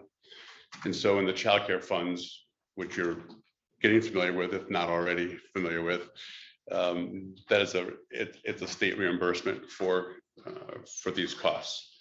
So for every dollar that Leelanau County spends to operate it, we get half a dollar back. So it's a 50% reimbursement from the state. Of the total budget for operations, we would be responsible for 17% of that, which honestly, it's not, it's less than $100,000. So it's As long as we over budget and don't under budget, correct? 50% match, if we under budget. for then it sure. comes in Yeah, time. right. And I don't think we've ever maxed out. We have my not. time here. Yeah. Okay, well, we asked more for. Yeah, so there's a budget item in the child care fund for, it's called institutional care. And that is for kids that we currently are sending out of state or out of county for detention or residential treatment. We would not have that expense anymore. So those dollars could be moved from an institutional care line item to a operational line item for the facility. Commissioner Ross. Yes, thank you. Cameron, when you were speaking, and both Judge Bukowski, about prevention, I just kind of heard you say that you had fun. So it must have been some active participation from the superintendents of the schools. Oh, it was great. Yeah, okay. I attended the listening sessions that the mental health community had last Friday. No, I believe in our session and in the morning session, nobody from the school attended that. And then when you were reading off your letters there, did I hear something from mental health? I guess I'm just wondering, community mental health, are they a large part of this prevention that you're talking about? I just coming out of a listening session, I felt some movement to do more in our community. But they were really disappointed that the schools did not participate. and that opportunity to share I'm their not, needs. yeah, I'm not sure I can speak to that. I don't. But some of our family and youth receive services from community mental health. Okay. Um, And they are on board with. Well, what yeah, you're we doing? haven't asked CMH or Munson, because those are, and United Way, those are some of the main players with regard to the program, the crisis stabilization unit. You know, it's kind of been talked about. I mean, could these be blended together in some way? And you can't blend youth that are in the court system with youth that just have behavioral or mental health issues. Although in many ways they're the same kids, but licensing and regulations are preventing that. So we haven't really, sought like a letter from them, but I would predict that they would probably say, yeah, we're in favor of this, but we haven't, actually said, hey, will you give us a letter? Commissioner Lautner. Yes, thank you. One more quick question I had forgot to ask you about. You also mentioned a crisis stabilization center. Right. What is that? Okay, so community mental health currently has a wellness center on Hall Street where their office is. And it's staffed 24/7, and a family in crisis can go in and they have social workers. They don't have a psychiatrist, but they have social workers on hand to try and figure out what the issue is and stabilize folks and kind of give them a warm handoff to other services. A crisis stabilization unit and a crisis residential unit are a step higher than that. Okay. And they are in existence in other parts of the state and in other states. But a stabilization unit would be, you can still walk in, but it's staffed by psychiatrists and others, and a person could actually stay there longer than the wellness center. And if inpatient treatment was needed short-term, their plan is for 6 to 8 beds for up to 14 days. So that, but none of those folks would be there because the court said you need to go into residential. So this unit, your hope is that this unit would be inside of the short-term detention center. I don't think we should mix. I'm Yeah. sorry, Judge. Yeah, right. Yeah, Those are apples and oranges. Those are completely different worlds. Our project is really about short-term detention and treatment for court-involved youth. And that's it. The crisis stabilization unit, crisis residential units, those are really a mental health. So you don't. That's a envision different anything world. About this. Other No. potentially sharing staff, and there has been some talk, because we don't even know yet where the CSU or CRU is going to be. But this, our residential program detention could be on the same campus, but They can't be mixed. they can't be mixed. Staff can Are we be- sure we can't mix these Staff kids? can be Yeah. mixed, Yeah. but the students Not- cannot be. Right, we can't Okay. mix them up. Thank you for the Yeah, clarification. so it's two different veins going. Commissioner Kramer. So the short-term facility will provide wraparound services for the youth. What I mean is, they're gonna go see the psychiatrist, they're gonna go see, they have all of these services in place. I would assume that it's very similar to a foster system where you're providing those things and they are, given to the youth to help them. Right, through a that. youth who is in our facility for detention, short-term, before they can get to court or before the family can be stabilized or find somewhere else for them to go. While they're at the detention facility, they are seeing counselors. I mean, they're not just sitting there. They're fed, they're seeing counselors. Just counseling, or is there like more than, like an hour of counseling a day? I'm just wondering what that looks like on a day-to-day basis. So I'm a youth, I go in, you may not have this mapped out yet. I'm just wondering what you have. in Well, mind. we have, we have some ideas. Okay. But it's gonna be a quality program with quality staff, and there'll be, schooling, there'll be counseling, there'll be activities. So, yeah, Short-term our pipe detention. dream is- Yeah, it was an amazing program. It's Yeah, so gonna- it's true. A big book like this. Yeah. Requirements from the state on what must be It is. provided Yeah. and who does it. and what the Yeah. qualifications. So a short-term detention could be a young person gets picked up at 2 a.m., Yeah. might come to the facility, might have a hearing at 9 o'clock that next morning and leave our facility.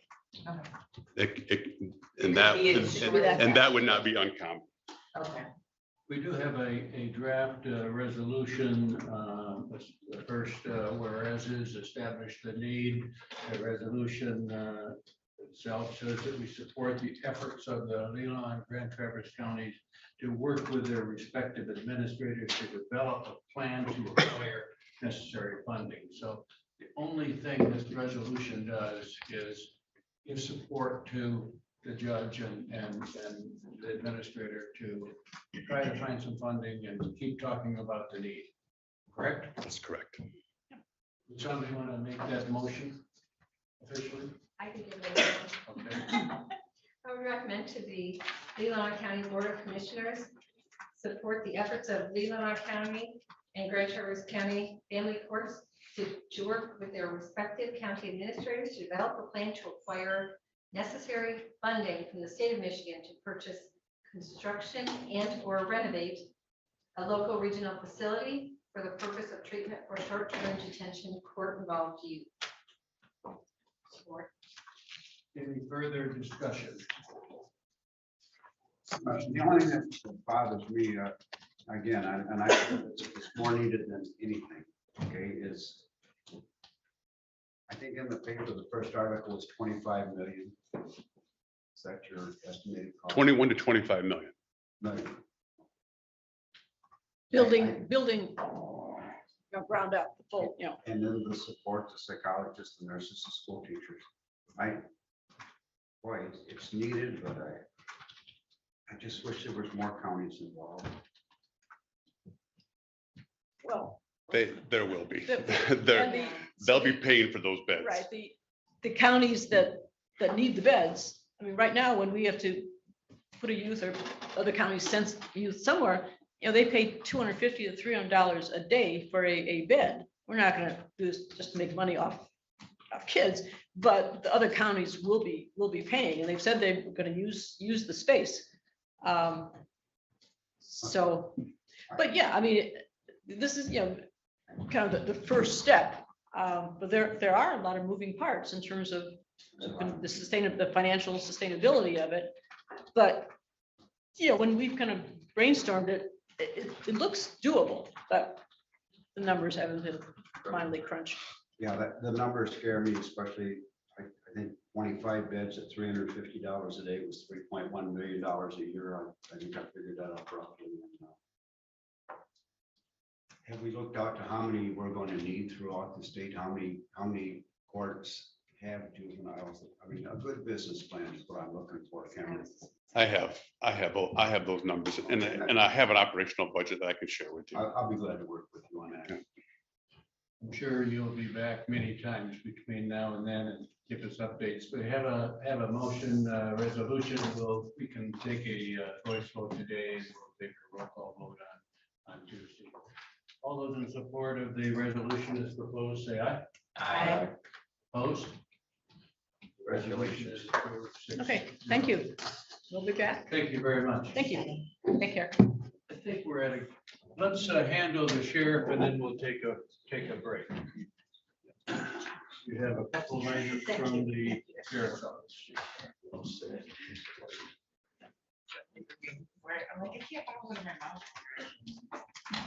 We'll be brief, and to reiterate on what the judge said, I'm highly supportive of the juvenile detention facility. However, I think it should be state funded. These are state rules, state mandates. I don't know how it got dumped on the counties, but we have state prisons to deal with adults. Why isn't the state taking more of a fiduciary interest? So I'm going to be fully supportive of the project, but I don't think it should come out of ARPA funds or county, and I will be more than happy to go down there with you to state to volunteer for that. So The resolution says that it is responsibility of Michigan to fund the purchase. I think that's good. Also, this wasn't prepared. I sent my letter to you initially before this meeting that this would be ready. We're still waiting on the county to give us the final numbers from 2022 before we produce this. The rest of this is all there. So probably by the next board meeting, I'll have a copy for each of you. Those of you who are new to the board, and you can review our operations and our costs and so forth. Okay, We have two issues and Under Sheriff Kiesel will talk about the first one, which would be the secondary road patrol grant from the state police. So I start this short presentation with a couple apologies. This has been a mess from the beginning. This is a regular request. Every year we submit for the secondary road patrol grant. Every year the state comes back with additional monies once they figure out the budget afterwards. The state recalculated how they fund this. So this is a lot more money than usual. When I started 24 years ago, this position was 100% funded by the grant. Now, as you can see, the initial, second apology is you all received a secondary EDS because I had some the final number was correct. The secondary product was correct. The first number I grabbed from the wrong column. Thank you to Commissioner Lautner for, in her diligent review, found that error. So myself and the clerk corrected that yesterday afternoon. I thought it was some kind of math I didn't understand, so I had to call and ask. The motion and suggested recommendation is correct. To further explain this, like I said, every year we put in for a grant. Originally, we received $24,000. The state then came up with new calculations and new funding sources. And as part of the regular secondary bump amendment to the original grant, this year they awarded us $30,000 additional. This request here is more of a, not a permission request. It is it's after the fact. There was a communication breakdown further in this one, whether the original notification in October was lost in spam. It did not make it to me. It did not make it to the clerk. It did not make it where it needed to be. I was on vacation in January when I got a call from the interim finance director and the clerk saying, hey, this grant is due in 2 days, this additional money. So we took the step, it's $30,000 that essentially we just had to have paperwork for. Usually it's always done ahead of time. This time it was not. For that, I apologize. So the request for the additional monies was submitted. It was approved, and technically, I believe Friday, the money already came in. So we are here after the fact for forgiveness and not permission. I'm sure everybody understands that, but in this case, it made sense. So. Just call it retroactive. Correct. Ready to make a motion. Discussion on this. We just have to find a way to accept the money we already. Exactly. I think we can get that done. Go ahead, Doug. I move to recommend that the County Board of Commissioners approve the acceptance of the 2023 secondary road grant contract adjustment in the amount of $54,441, a difference of $30,323 for the fiscal year 2023 secondary road patrol grant, if approved by the state.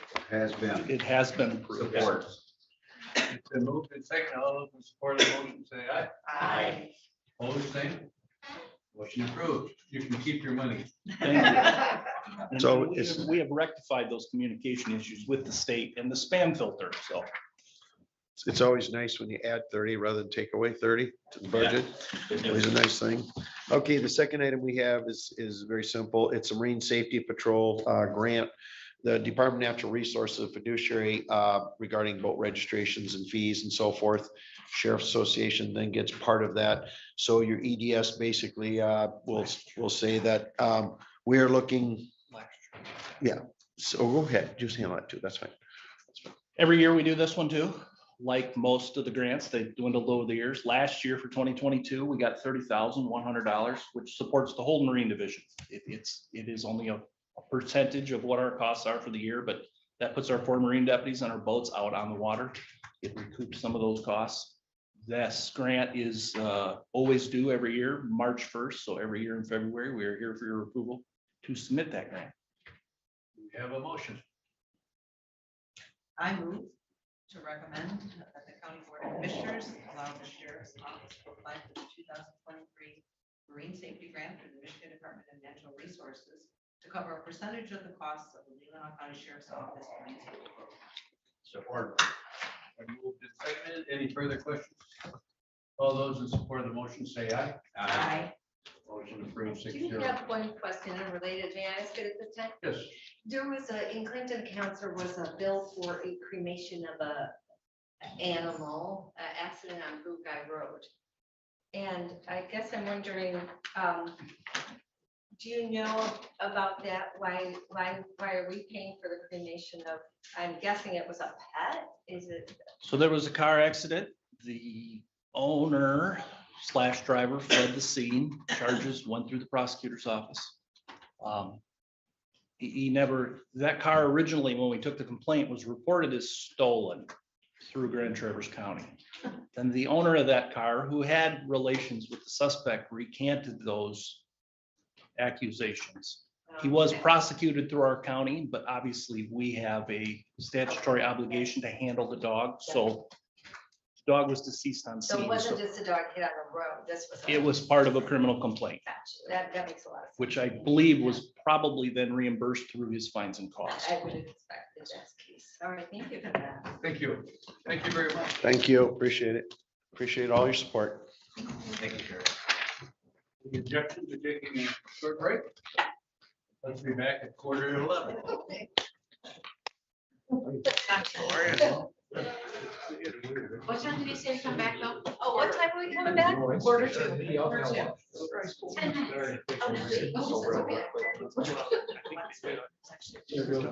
okay. Oh, that's funny. I'm sorry, put down 60. Okay, all right. I think we did both, then I asked a question. Yes, Okay, that's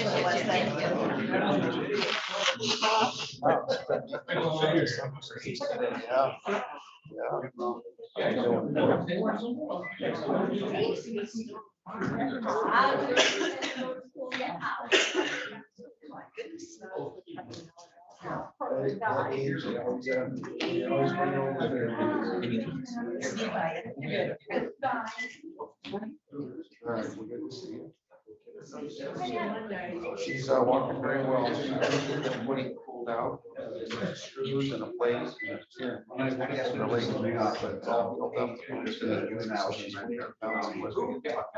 My thing is, it's her decision. It's not great.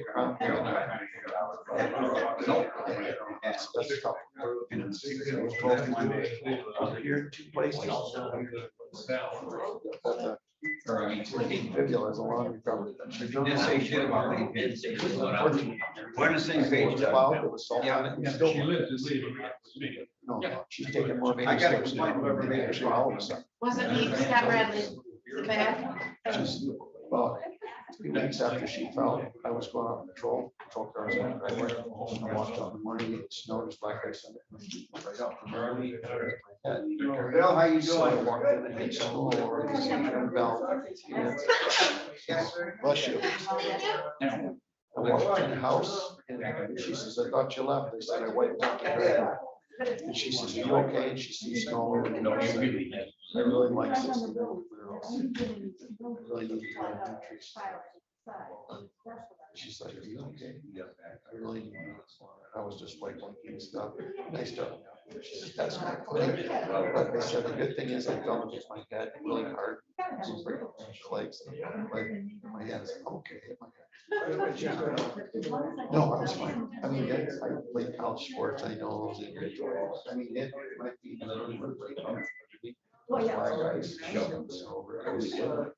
So it can happen to anybody.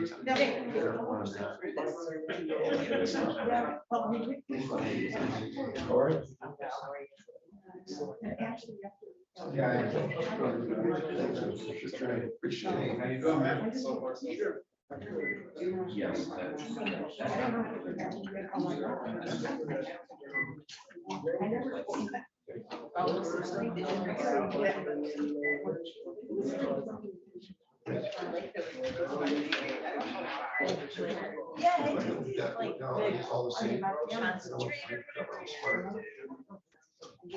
Just give me the whole big green. And I don't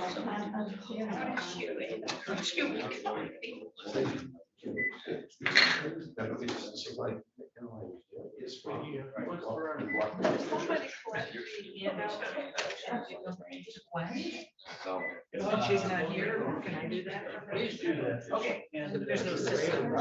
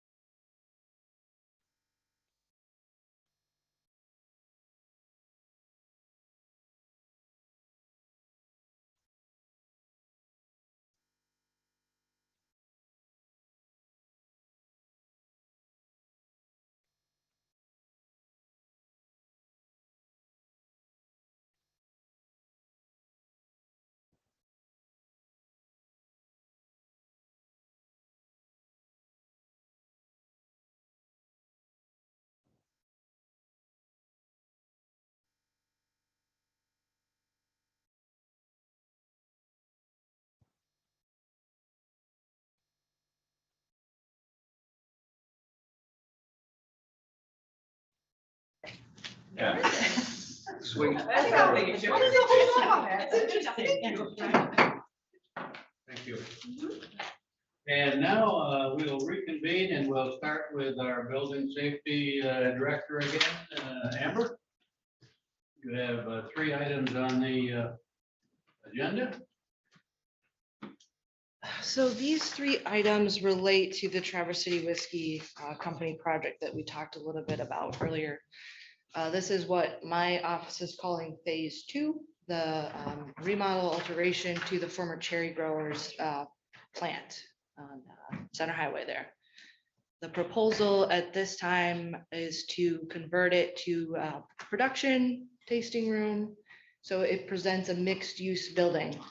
At this time, we don't have any plans submitted. We've had dialogue since early December, I want to say. We've had one pretty brief pre-construction meeting with the design team. They're pretty confident they've got everything ready. My last communication with their lead architect was early January, and they were hoping to have submission to us last week. So it is working its way through the other permitting agencies before it comes to us. What you have before you are proposals so that we will be ready to go with the third-party reviewers when it comes to our office. This is a mixed-use building. At this time, what they proposed is A2, F1, and H3. So that's assembly, factory, and hazard. My staff has not seen anything like this before. I haven't either. I've only been in my role for, I think it'll be going on 3 years in April. So I've reached out to other counties. They have seen this. This was their suggestion, was to reach out. There is language in the code that allows us to bring in third-party folks to do the review. Big thing here is I don't want to have a mistake happen at the county level where we say something's fine and it causes a big mess later on. So we're owning up to the fact that we don't have all the answers. We don't have all the knowledge, and we've reached out to folks that have a background in these types of commercial enterprises that do have that knowledge, and we'll be leaning into that. My staff will be doing the inspections from the plan review, and we'll be working with these folks to do the plan review, but the final plan review approval will come from these companies. Commissioner Lautner. Well, I think Doug had his hand up first, so I will yield and then if any. Yes, so thank you for your time. I'm aware of the project and the complexity, and I've been involved in projects myself with this type of third party. This is not unusual, and it's actually be reasonable and well advised on your part. So I think it's worthwhile doing. My question would be like from a fee standpoint, how is this being handled with the end user, these costs? There is a plan review fee that gets associated to every building permit. On a commercial spectrum, it's based on the overall square footage of the building. So I couldn't tell you what it will be because I don't have plans to compute that. But there will be a reimbursement to my department based on this. I don't anticipate them paying this full amount back. This is something that my department is requiring, but a portion of the fees here that we would pay out to these folks would be returned. So I don't have any idea of the net cost of the county. Not at this time. I don't have a set of plans to be able to verify that. I couldn't even give you a basic ballpark, but what they're telling us is it's roughly a 20,000 square foot building. Based on wherever the uses are, that gets subdivided, and then there's a multiplier to factor on that plan review. So it's 0.13 of whatever our estimated cost of construction is. So it may be astronomically higher, which typically a large scale project like this will be, and that will be reduced because it would seem outrageous to charge some of the fees that come to that. And then as far as the electrical, plumbing, mechanical, that's typically the low end is 250. So I would probably bring that up a little bit. There would be some fluctuation based on what the fees come to, but yes, the portions of this would be recovered. Be your position to recover as much as you could. Yes, and in talking to other building officials, that is what they do. They pay the fee upfront to these folks because they're hired by their staff within the county. And then they recuperate that fee through the permits and any associated review fees with it. And I assume that you budgeted so that the shortage would come from your department. You're not asking for a special county budget out. Correct. I've had tentative talks with the interim finance director and that there would have to be an adjustment because what's in there right now will not cover that. Because we had not had any dialogue with them about how quickly they were wanting to move to phase two. I didn't have it in the budget when the budget work happened in June. We were pretty surprised to hear that in December that they were ready to go as quickly as they are here. There are funds overall in my budget though to cover this. Yeah, it will not come from the county at all. Commissioner Lauder. Well, my questions were much along the same line as Doug's. So you've already answered some of them, is that your staff just hasn't seen anything like it. How to proceed. My second question was, could you go to a neighboring county and see if they have someone on staff who can do this for but something less of a fee? You said if they recommend this, what do they do did they say what they do in these situations? Because Grand Forks County has got to handle these. Not with this specific case. The person I spoke to primarily was out of Emmett County. They deal with McLaren Hospital and some other interesting commercial projects. They have a full-time consultant that they have a county agreement with to act within certain realms. Our county doesn't see anything consistent to require something like that.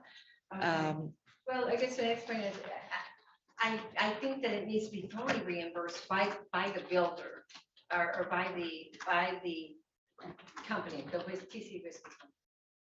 That's all I'm looking for. I don't mind upfronting it,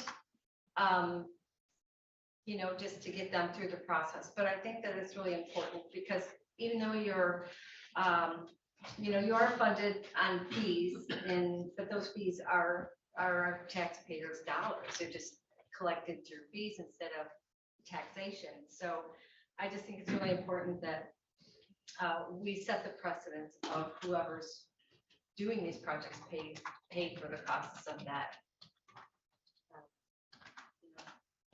That's my point. So I'm not quite sure by your answer. You said 13%, and I was trying to gather what you were talking about. 13% of it. What? Yeah, so let's say, for example, I have a project that we go through and tabulate what the fee would be, and that estimated cost of construction comes to $4,500. You would take 13% of that $4,500, and that would be your plan review cost. I see. Okay. In a project of this scale, that number is going That to would be, too high. it would be very high. Whatever it comes to, I know it's going to be high because of the size of the building and the different uses here. So it should more than be But even, recuperated. but this still then should be a good deal for the developer. Yes. Okay, if they pay all the fees. Okay, and then in reading a lot of, some have more fine print than others, but they're all licensed, insured, and would carry the liability for the approval of the project. I gather. Yes, and this has all been submitted to the county's legal to review as well. I haven't heard back from them yet, but that is pending their review. Okay. Just out of lack of a curiosity, is it typical that we would approve this sort of project review without the construction plans? Yes, because in this case, I want all of the necessary parties lined up so that as soon as I get those plans in my office, where to go. Yep. Okay, If gotcha. not, based on the timeline here, if I wasn't able to get this to you guys for review here, I would have to wait another month. Nobody's looking at anything. Time is money in the construction industry. You don't ever get it back. So, yeah. Awesome, thank you. Other questions? If I may, but maybe by Tuesday, I just don't know how to reword that, but right now it just looks like, oh, we're just gonna cover the cost of this company, so there's nothing mentioned about reimbursement. So how can that be worded for next Tuesday? So that we're just even more comfortable with this, for the public record.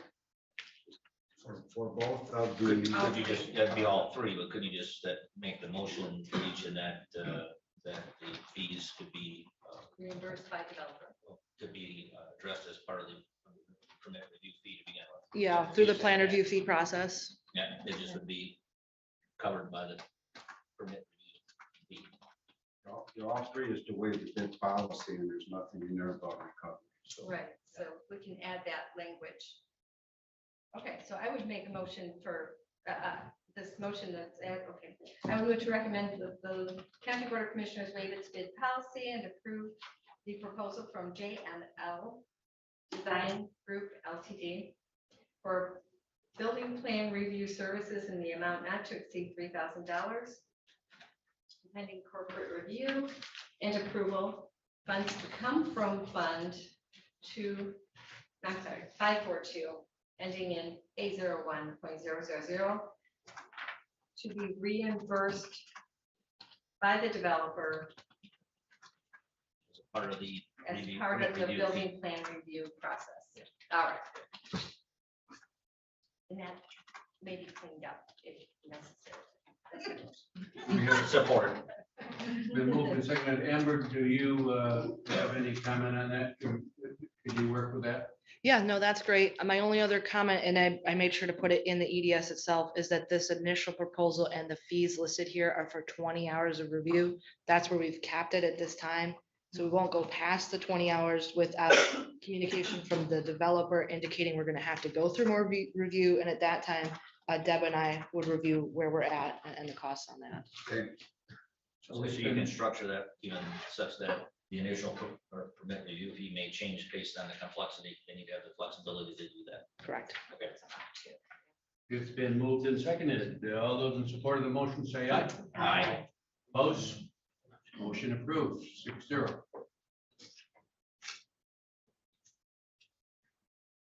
Looking for another motion? Yes, sir. The second motion would be that I move to recommend that the County Board of Commissioners waive its bid policy and approve the proposal from Spicer Group Incorporated for electrical plan review services in the amount not to exceed $4,000, pending council review and approval. Funds to come from the same account 542 ending in 801.000, and to add the reimbursement to that motion. Support. Any discussion? All those in support of the motion say aye. Aye. Motion approved, 6-0. You're up, Brad. I'm getting there. Everyone else can take it if they're there. All right, I got it. I move to recommend that the County Board of Commissioners waive its bid policy and approve the proposal from, I guess it's INO-Tech Incorporated for mechanical review services in the amount not to exceed $4,400, pending council review and approval. Funds to come from the account 542 ending in 801-000, and also add the reimbursement. Support. Moved and seconded. All those in support of the motion say aye. Aye.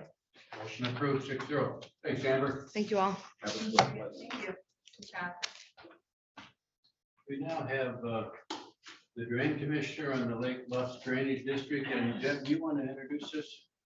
Sure. I saw you putting that in your. I mouth. did. That was very timely.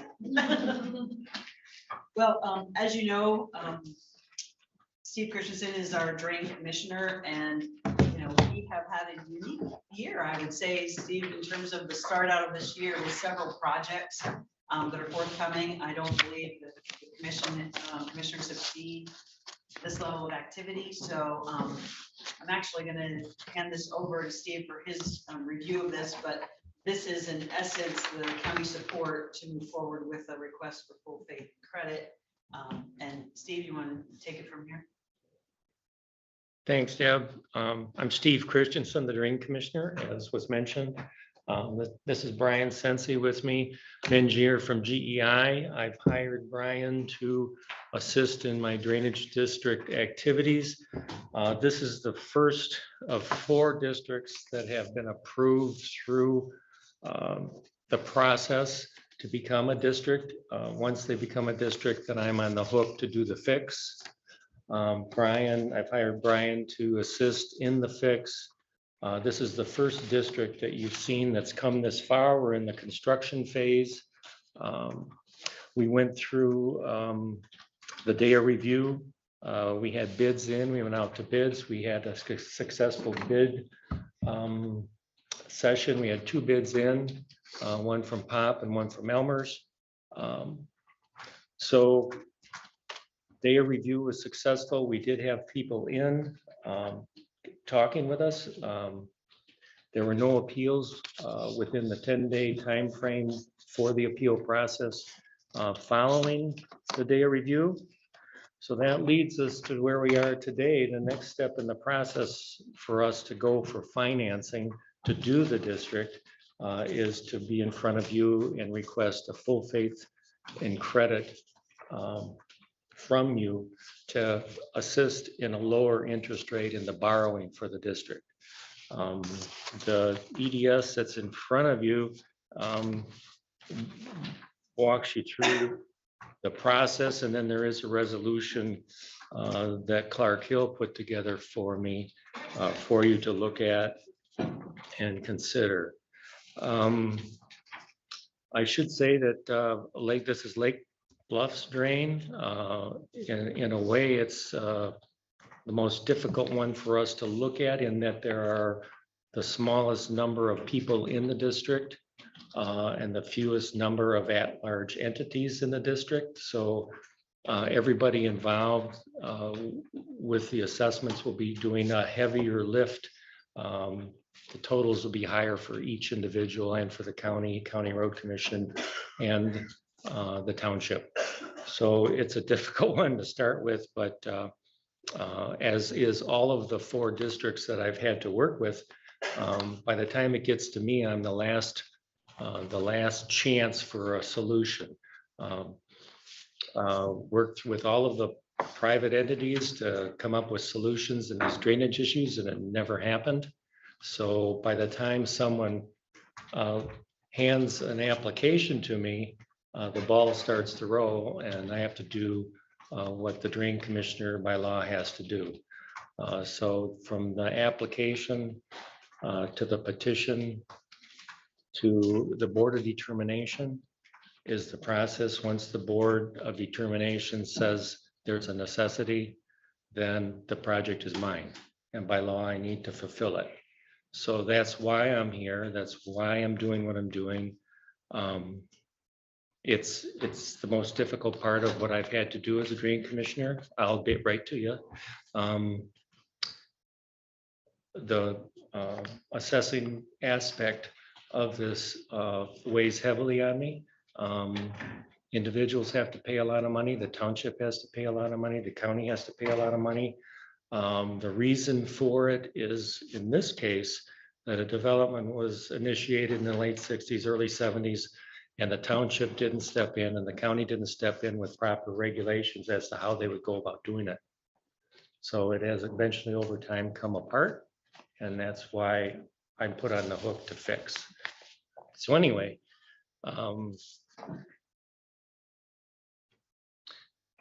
you had a question, Linda. Yeah, I wanted you to back up. You said in your process, and I know what you're trying to do, Stephen. I know you're trying to basically put it into a little nut, even though it's very complicated. But you said you were talking about who decided this was necessary. Who was it? You said that. And in this case, it was an individual in the district took it upon themselves to carry a petition around, or I'm sorry, an application around to apply to have this become a district. And then the board. Then the next step, well, Brian draws a map, and then the next step is the petition. So the same person went around and this time got a petition to do a district. And that point, the person that signs the petition knows that there's going to be an assessment, that everybody that's in the district will have to pony up along with the at-large entities. So that signature is harder to get, but the petition did come in. So that same person brought the petition in, and those have to be verified with the register of deeds. So we meet and verify them. You said something about somebody determining that it was necessary. That's the board of determination. Say again, you both go. The board of determinations. Who was that? So I have to enlist 3 disinterested county residents and an alternate to sit on a board that hears the evidence from the district, as to whether or not that there is a necessity or not. So they sit and listen and they either say, yes, there's a necessity, or no, there isn't. That's their only job. And the way the law is written, just so you understand that, when we go over this at the board of determination, but it's not a democratic thing if there's 50 people in the audience and 26 want it and 24 or 26 don't want it, and 24 do. The law is basically written to protect the 1 or 2 people that have a problem. So basically, if that board is given any evidence that a drain establishment is necessary, that establishing a drain could resolve their water issue, then by law, they're supposed to determine it necessary. So I've done maybe 150 boards of determination. I've had 4 turned down. And they're pretty, like one was a boat slip on St. Joe River where the guy wanted to widen the end of the drain so he could pull his pontoon boat in. Well, that doesn't seem very necessary for drainage. So it's slanted heavily towards, it understands that most drainage issues, there's only a couple people with a problem and most people don't have an issue. Because most people don't live at the bottom of the hill or whatever. So just so you understand the way the law is written and how that board has to proceed. It's not a democratic vote thing or anything like that. If they're given any evidence at all, the law says you're supposed to find it necessary. Commissioner Roy. So basically a special assessment district has been created, correct? Yes. And how many of the, my understanding is 51% can create. No, that's a separate. It's a separate law. Whole separate law than like a special assessment district would for like a township. Right, how many of the property owners signed the petition for special assessment? Out of, I mean, percentage? Well, so for the initial, so these are all newly created drains. So for a newly created drain, you have to have a minimum of 5 residents of the township that the drain district is in, and then 5 people that would be liable for an assessment. So it's a minimum of 10 to first establish the district. So it's a 2-part process, and then based on the district and what the drain is, then that determines how many people need to sign the petition. And it's typically like, 4 or 5 is typically like we need to sign a petition. In this case, I know we had more than that. We had in a husband and wife, if they're on the deed, that counts as 2 signatures. So under established, so once these are established drains, you can have a petition with 5 landowners liable for an assessment. So 2.5 households, if the husband and wife are on the deed, can necessitate, move forward a petition to give to Steve, basically. We're voting today not to endorse the district, that is established. Yeah, that's all we're voting on is, are we willing to lower the interest rate for all of those people that will be borrowing money, including ourselves? Commissioner Ricker. So, but in essence, this makes the county a guarantor of that 900,000 loan. That's why the interest rate is reduced, simply because we decide that if it's not collectible, we pay it. That's how that works, right? Yeah. So that everyone understands what we're doing. And again, my next question is not knowing the finances. So what is our recourse? So this is a property tax assessment. Let's say, okay, well, you only pay, district only pays 60% of this loan. There's some delinquencies. What then does this at the point where then this county then becomes responsible for the balance? What's our recourse? Is that work the same way as delinquent property taxes as far as property? What's what guarantee does this county have when we sign this that we won't get in a position of spending money? Yeah, the first is always going to go back to the taxpayers, and even at that, if they're delinquent on it and it goes to, it's just like a tax that carries with it, on the property, so it stays with the property. So I've asked around a lot about this because we get a lot of this question at Full Faith and Credit, about Full Faith and Credit, and from what one financial person told me was that it would basically, it would be the end of the world type of situation because it's always going to go back to the property owners to get that money first. So in my 22 years, and I've asked all the attorneys that regularly do this work. No one has ever heard of actually the county having to step in and pay any remaining amount. There was a situation in Calhoun County 10 years ago where the commissioner was incorrectly and not applying an interest rate on the assessment. So they were short, like in whatever, if it was a 10-year finance, they were short in years 9 and 10 because they weren't charged interest rate. And even at that case, the state stepped in and made him do a delinquency plan, but they took the money from not the county, they took it from those residents in the district. So they made him basically do a separate, an additional assessment to recoup that money. So the county has minimal or. Yeah, risk than being the guarantor for this. Right, that just from when we've talked to the financial people, I said, when does this ever come up? And everyone's like, I've never heard of this coming up on a drain for anything. Mr. Lautner?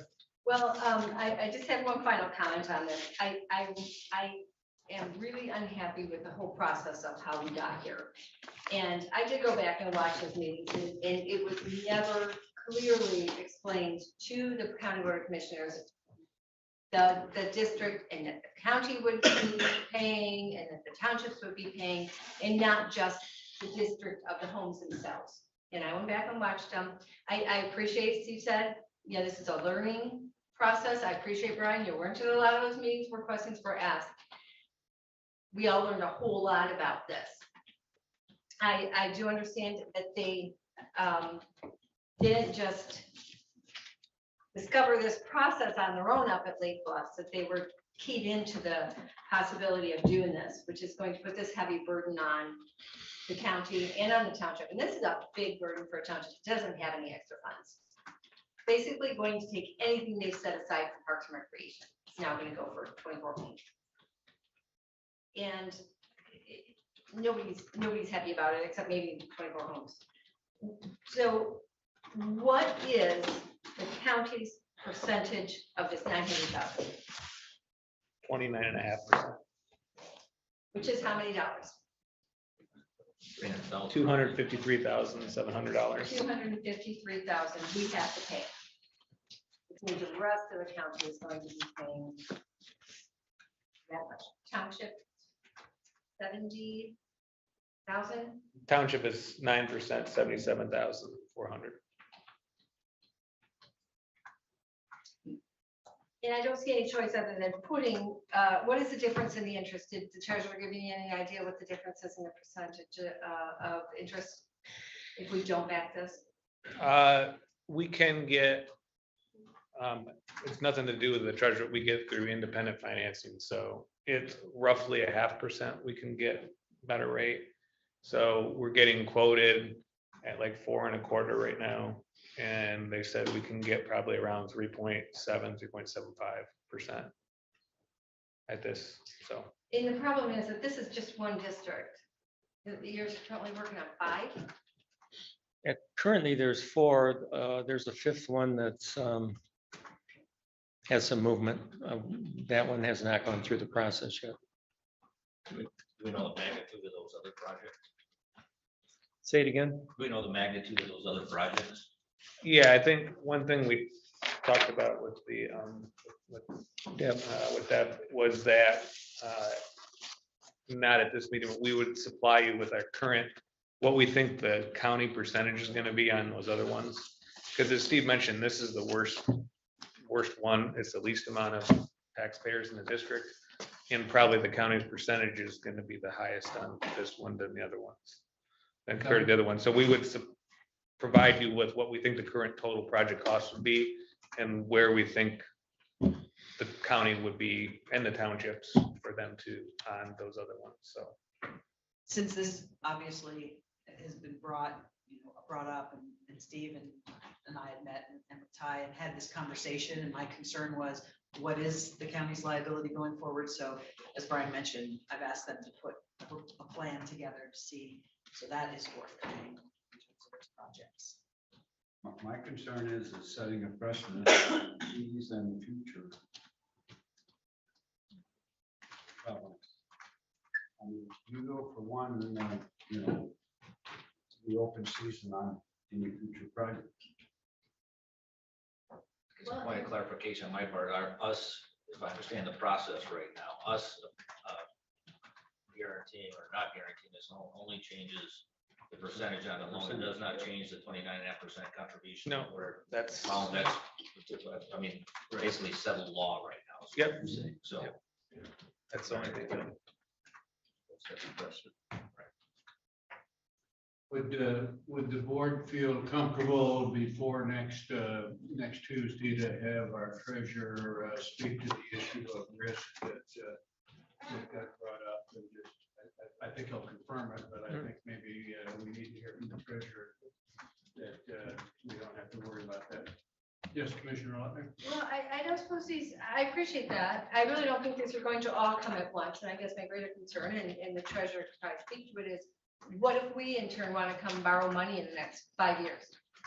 You know, what will this do to our ratings? Are we, fortunately, we've done a lot of due diligence and we're financially healthy. And I know that the county can absorb the $253,000.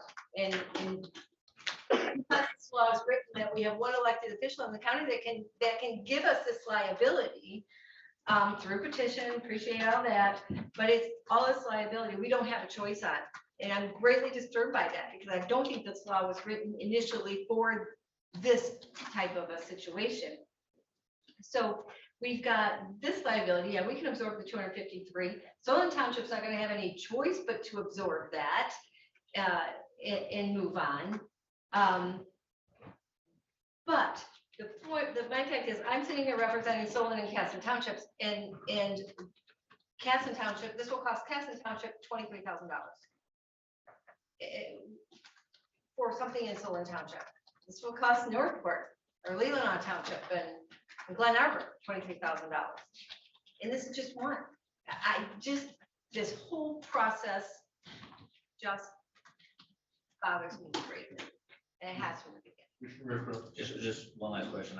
Yes, I'd like to hear the actual risk and also Melinda's question about, we do have some other projects upcoming that we may have to bond to fund. Her question about whether guaranteeing this will affect our rates or ability to borrow for those other projects, but we know they exist. That's the question number 2. And then question number 3, I'd really like to see that. I'd like to know the total, what's the rest of it look like before we. Yeah, I mean, it just seems like it's the whole bucket. I know it's not avoidable, but it's, we have a fiduciary responsibility to taxpayers here as well. So I just want to make sure we're making good decisions. John, could you speak to the issue? Are you comfortable speaking now? Not at this time. I was just in an election meeting and if I could have a moment to review the conversation, and have a follow-up for next Tuesday. That'd be great. Thank you. Yes. I would make a motion, we move this forward to Tuesday night. So second to that motion. Or all those in support of the motion to move it forward to next Tuesday night, say aye. Aye. Opposed? Thank you. Motion approved. So, point of clarification, does the board need more information between now and next Tuesday? I think John's going to maybe. I'm sorry, Mr. Chairman, it's your answer. Well, I believe the review that we talked about in terms of the pending future projects would be helpful, at least from a planning perspective, if these are anticipated. I think that would be helpful, and then to have the discussion in terms of that would come from the treasurer. Yeah, they can certainly, the treasurer can certainly speak to that. In general, it's still the district that's borrowing the money. So it's private financing, so it's the district that borrows the money. It's just the backing that the county is. So they're like a secondary fiduciary on it. So I think that makes an impact in terms of borrowing. So we will hear from the treasurer before next Tuesday, and then we'll consider this. Thank you. I know this isn't easy. And that's why Thank you for your time. The drain commissioner is the most powerful person in the county. Yeah.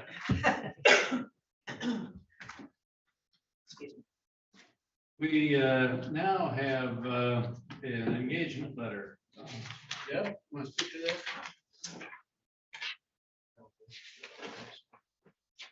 So this is basically just a formality of essence in regards to the audit for 2022 with Raymond.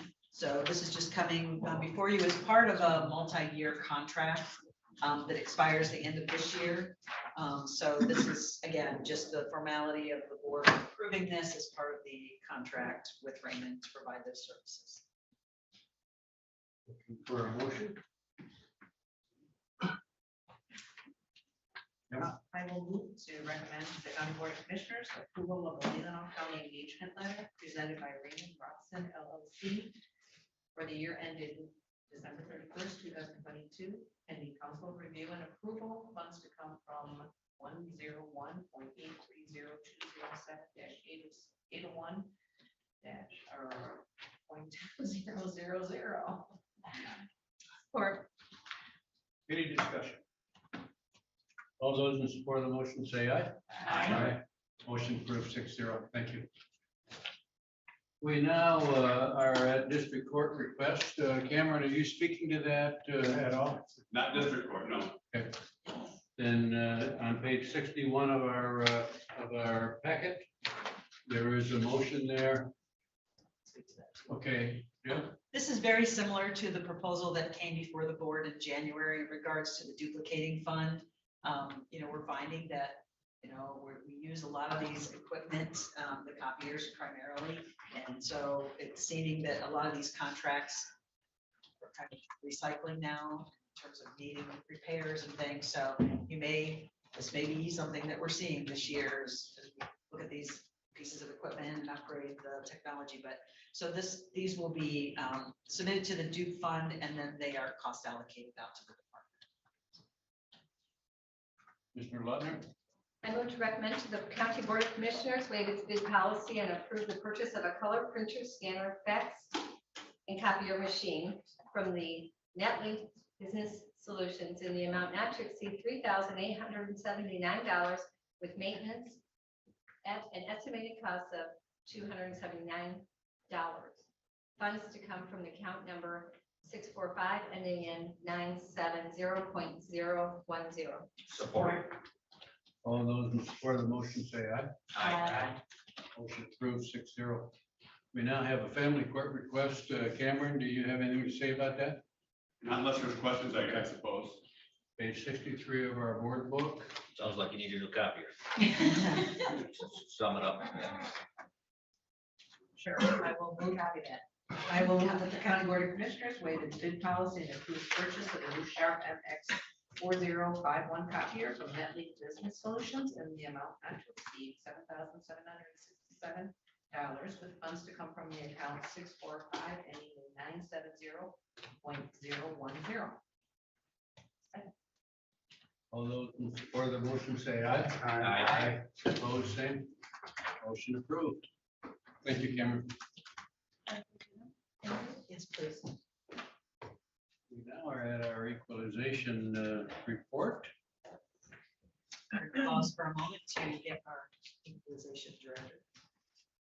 Let's say while we're doing this, that Mr. Campbell's article in the Enterprise on January 12th about the increase in the tax rates, at least in my township, caused some alarm. And Andrew met with one of the representatives from Leelanau Township, and it sounds like that the article was not correct.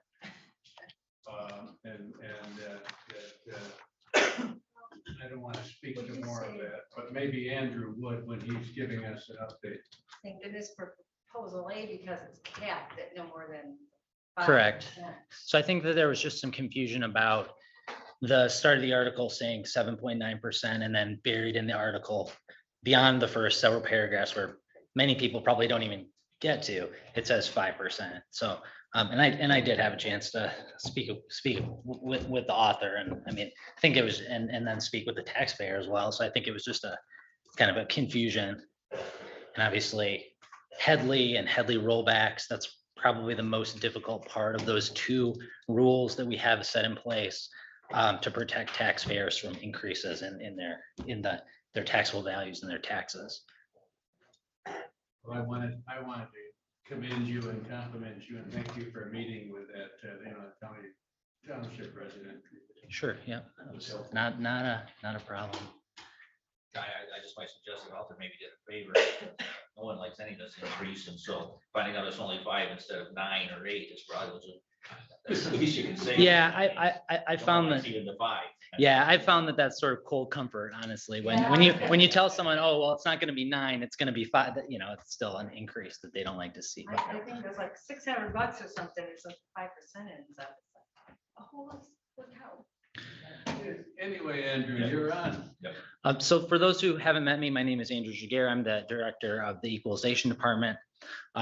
Unlike previous years, I don't have a 35-minute presentation to subject you to today. So hopefully I'm going to be able to make my comments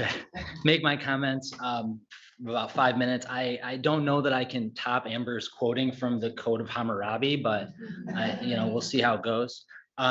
What I did want to do was provide an update on the 2022 equalization study, which you should have gotten a digital copy of it, and then a hard copy was at each of your seats.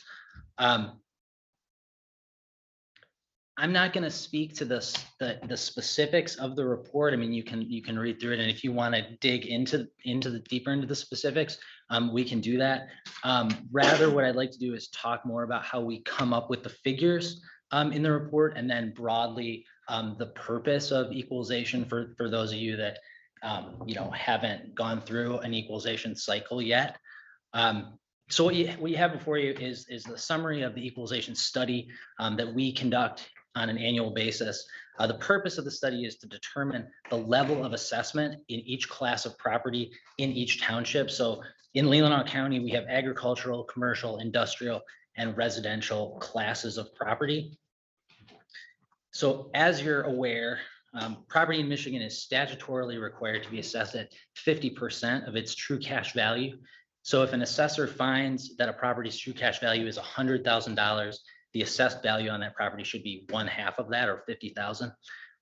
Ultimately, the purpose of equalization at the county level is to ensure that the level of assessment between property classes in 2 jurisdictions is uniform. So for a concrete example, the boundary line between Empire Township and Casson Township is Gilbert Road.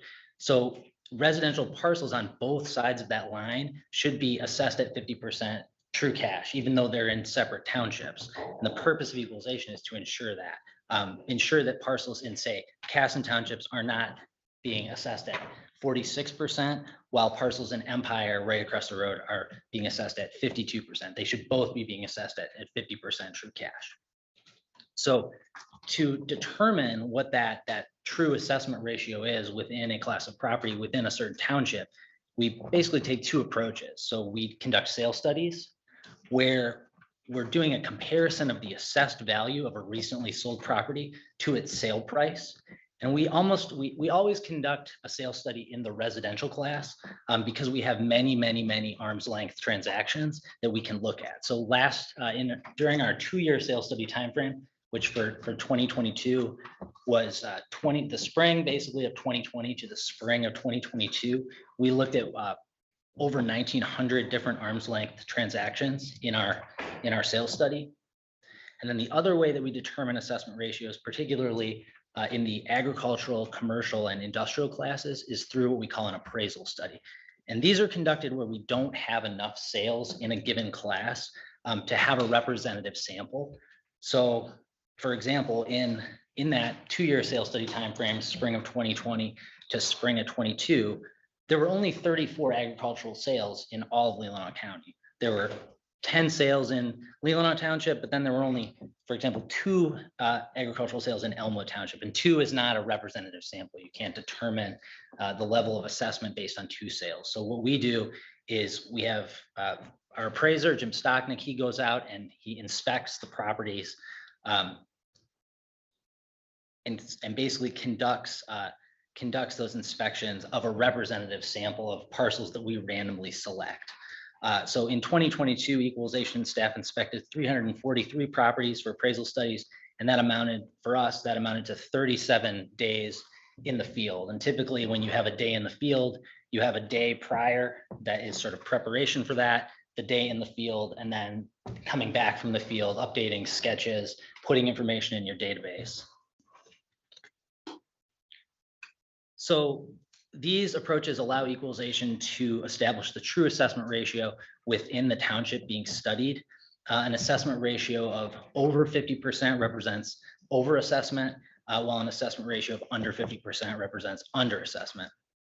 And so once equalization identifies the assessment ratio within a given class, within a given unit, within like a township, we then pass the assessors.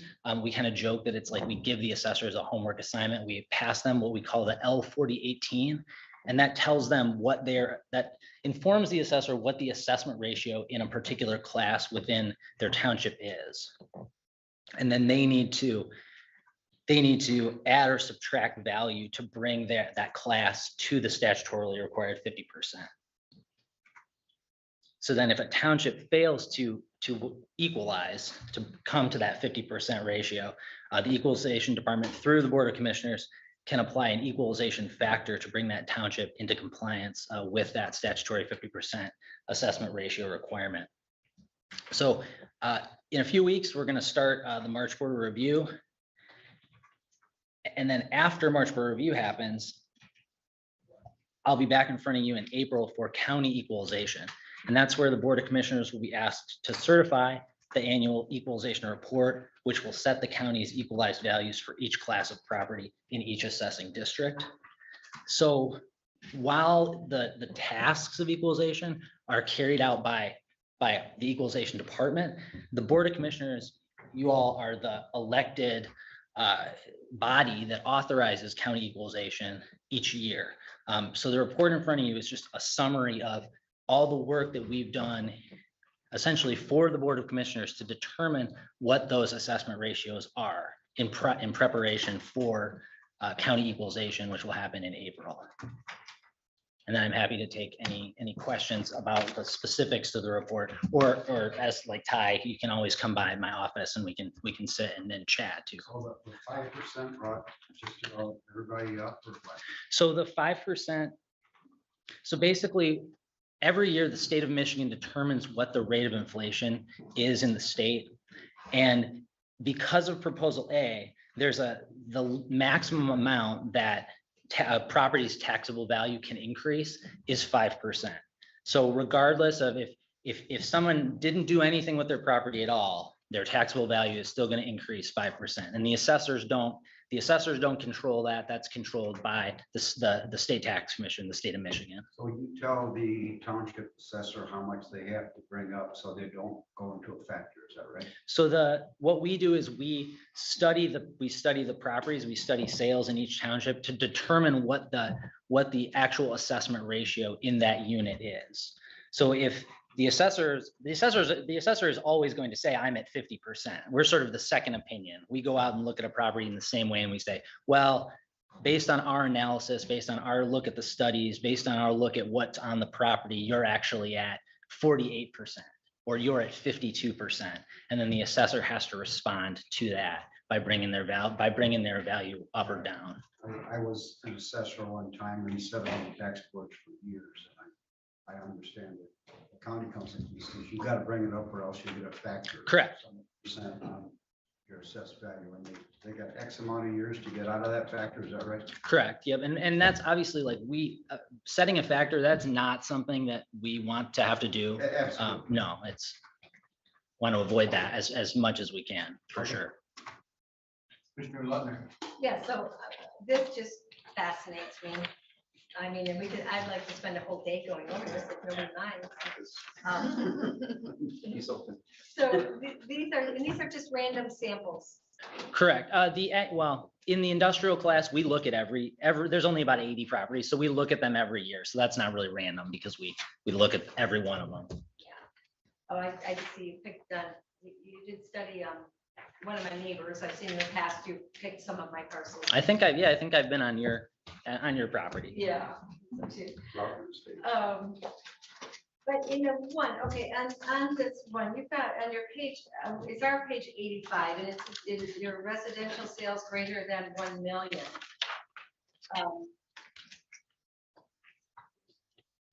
So it looks like, did we just have 3 this year? Your report didn't we have a whole lot more than just the 3 in excess of $1 million?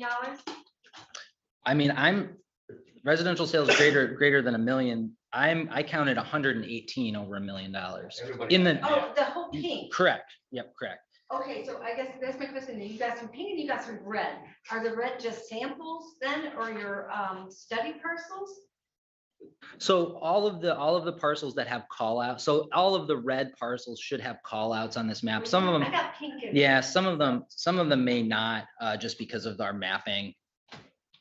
I'm seeing some that don't have call outs on them. Those could be multi-parcel sales where there's 2 parcels sold together. And that's why it's then the darker red. So by your scale, that red square actually should just be pink. I guess I'm not seeing, I see red and then I see pink call outs. Maybe my map looks. I guess you're calling pink call outs, but by your scale, that it just says red are your $1 million sales. Correct. Your white are your other persons. Correct. What are pink? Call outs, but You just are can't they see $1 million? you just can't see the little teeny things that. Oh, gosh, no, I think there's writing, but I can't tell. Well, there's That- little teeny red things that they're pointing to. Oh, there everywhere. are little So- teeny red things. so, you're pointing yeah, at. that's- Oh, Okay, all right, good. I thought I was maybe going blind or something, but. no, I certainly can't see any little tiny red things. Well, and Yeah. It's trying to do it. So these are all $1 million. correct. So we had 118 sales over 1 million. We had 432 residential sales that were greater than 500,000. That includes the 118 million. And then under 500,000 sales, we had 1,264. And that's for that 2-year, that's spring of 2020 to spring of 22, because that's the Okay. time frame that we study for this year. Yeah, I see that. It's 2 year. Wow, that's incredible. Okay. Just a quick one, I'm on page 34, kind of summary of my class, and I see that residential, true cash value in Leelanau County residential properties changed a little over 22% from the previous year. Correct. Yep. Total true cash increased by Which 20.39. that does come into play whenever there's a transaction with the real estate. The headlight doesn't hit you, but that 22% is gonna hit you when you sell. Correct. Yeah. Buyer, actually, I should say. Right, correct. So the way that I think about assessment, your assessed value versus your taxable value is that your taxable value is what you're gonna be paying your taxes on now. Your assessed value is what you're potentially gonna be paying your taxes on in the future after you have a sale and then an uncapping. I just have to say, I've lived here all my life. I look at this stuff and I know there's bidding wars, 200,000 over asking price. Right, correct. And the people that live here all their life, the legacy families can't afford to live in Leelanau County. I know it can't be done. It's heartbreaking to see these numbers. Yeah, and frighteningly enough, along that line would be any sort of capital gains taxing on increases. So, I mean, that's being kicked around. So in other words, somebody owns a home and the value, like a year like last year, when we had so many people move into our county paying these prices and our values go up, somebody's home could go up, by a value of $50,000. And if you had to pay capital gains on that $50,000, even though you're not selling your home, how are families supposed to stay in their homes? That's really a frightening. You talk about a proposed network tax. Yes, if the capital gains, potential capital gains, even though the capital gains is just on paper, you would still have to pay the taxes on it. And, you can't, so, not, even if you don't sell. Yeah, so I mean, that's gonna hit everything. There has been a proposal for a net worth tax, which is the main capital gains, but you'd have to like do a math calculation on all the stuff you have, and if it adds up over X, whatever that X is, then you pay. Yeah, that X isn't very hard in Leelanau County to hit. Not implemented right now. Right. Doesn't, I mean, you're just looking at numbers and doing your job. Sure. Doing a good job at it. Is there a way we can make Leelanau County less attractive? Yes. I'll leave that. I'll leave that to you guys. I just like to, again, you know, we have such an amazing and talented staff here in Leelanau County. And certainly Andrew is one of those individuals, and I just, I appreciate, he sat down with me a couple weeks ago and just kind of went through, you know, these things and helped me to get a better understanding. Just kudos. Well, and I certainly couldn't do my job without my staff, so. Are these available to the public? They are, we put them, we typically have a couple extra. If people want to come in and pick one up there, we also put them out on our website. Because I have an extra, I think we could share it with the public, and I've got 2 copies of it now, so. Okay, perfect. It would be a great thing if any public wants to see these, but I find it fascinating. Anything else for Andrew? Thank you. Thank you. Thank you very much, Andrew. All right, take care. We now have 2% award agreements. Deb? Yeah, well, this has been brought before the board on several different occasions, from the standpoint of the initial applications to the awards that were presented last week and the checks received. So now the next step is for us to move into contractual agreements with the individuals who are receiving the funds. And I think the first one is with Leelanau Christian Neighbors, which I understand April is here to speak to. Suggested motion on page 105. I move to recommend that the County Board of Commissioners approve the agreement between Leelanau County and Leelanau Christian Neighbors for food and pantry services pending council review and approval. Funds to come from 261 ending in 965 to be determined. Support. Moved in second. Any questions? Thanks for what you do. Thank you. All those in support of the motion say aye. Aye. Thank you. Thank you. April. That was easy. I wish I was like that. Grab some coffee. I will say that on last Friday at the awards presentation, the media event, we had great representation with April and Trudy and Mary from Leelanau Christian Neighbors and myself all going up to thank the tribe for their support. We now have a 2% grant for the family court. I move to recommend that the Leelanau County Board of Commissioners approve the agreement between the Leelanau County and Child and Family Services, Inc. of Traverse City, pending council review and approval. Funds to come from 261 ending in 965. Did I hear a second? Yeah. Any questions? All those in support of the motion say aye. Aye. Motion approved 6-0. We now have a grant request, 2% award agreement for the cultural awareness training on page 107. I move to recommend that the County Board of Commissioners approve entry into an agreement with this organization. Mama Diswin. Mama Diswin, Inc. for cultural awareness training in an amount not to exceed $33,691.49. Pending council review and approval, funds to come from 261 point and ending in 965. I'll support. Any questions or discussion? All those in support of the motion say aye. Aye. Motion approved 6-0. Good job on that. Only because I asked how to say it. I spelled it last time. It's one of the easier ones, actually. Trudy, before you get to your agenda item, I was at a North Port Leelanau Township Sewer Utility Authority yesterday, and they went on and on about the support you have given them for trying to find some grant supports. Sure, They were sure. also very Trying complimentary. to help out. I hope they pursue something there. Red Cross supervisor said if you, Trudy doesn't just respond back to get rid of the emails. She responds back with valuable information that she's done her homework. Thank you. Trudy. Okay, I'm here for a couple items this morning. The first one is 2 agreements with Bay Area Recycling for Charities for mattress recycling. And these agreements have been developed by corporate counsel. This one for mattress recycling, we were actually going to do 2 collections this year. We did one last year, was very successful. So the first one will be May 19th and the second one will be June 23rd. And they will coincide with our tire recycling as well. So we'll do both of them at the same time. We did receive in $5,000 from the Grand Traverse Band for mattress recycling. So we'll put that towards this cost as well as a $5 per mattress fee from residents.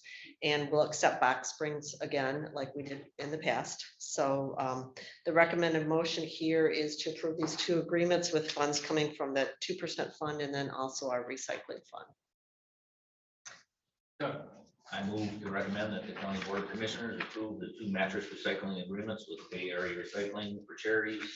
The funds to come from the 2% allocation award and the recycling fund, fund number 230. Support.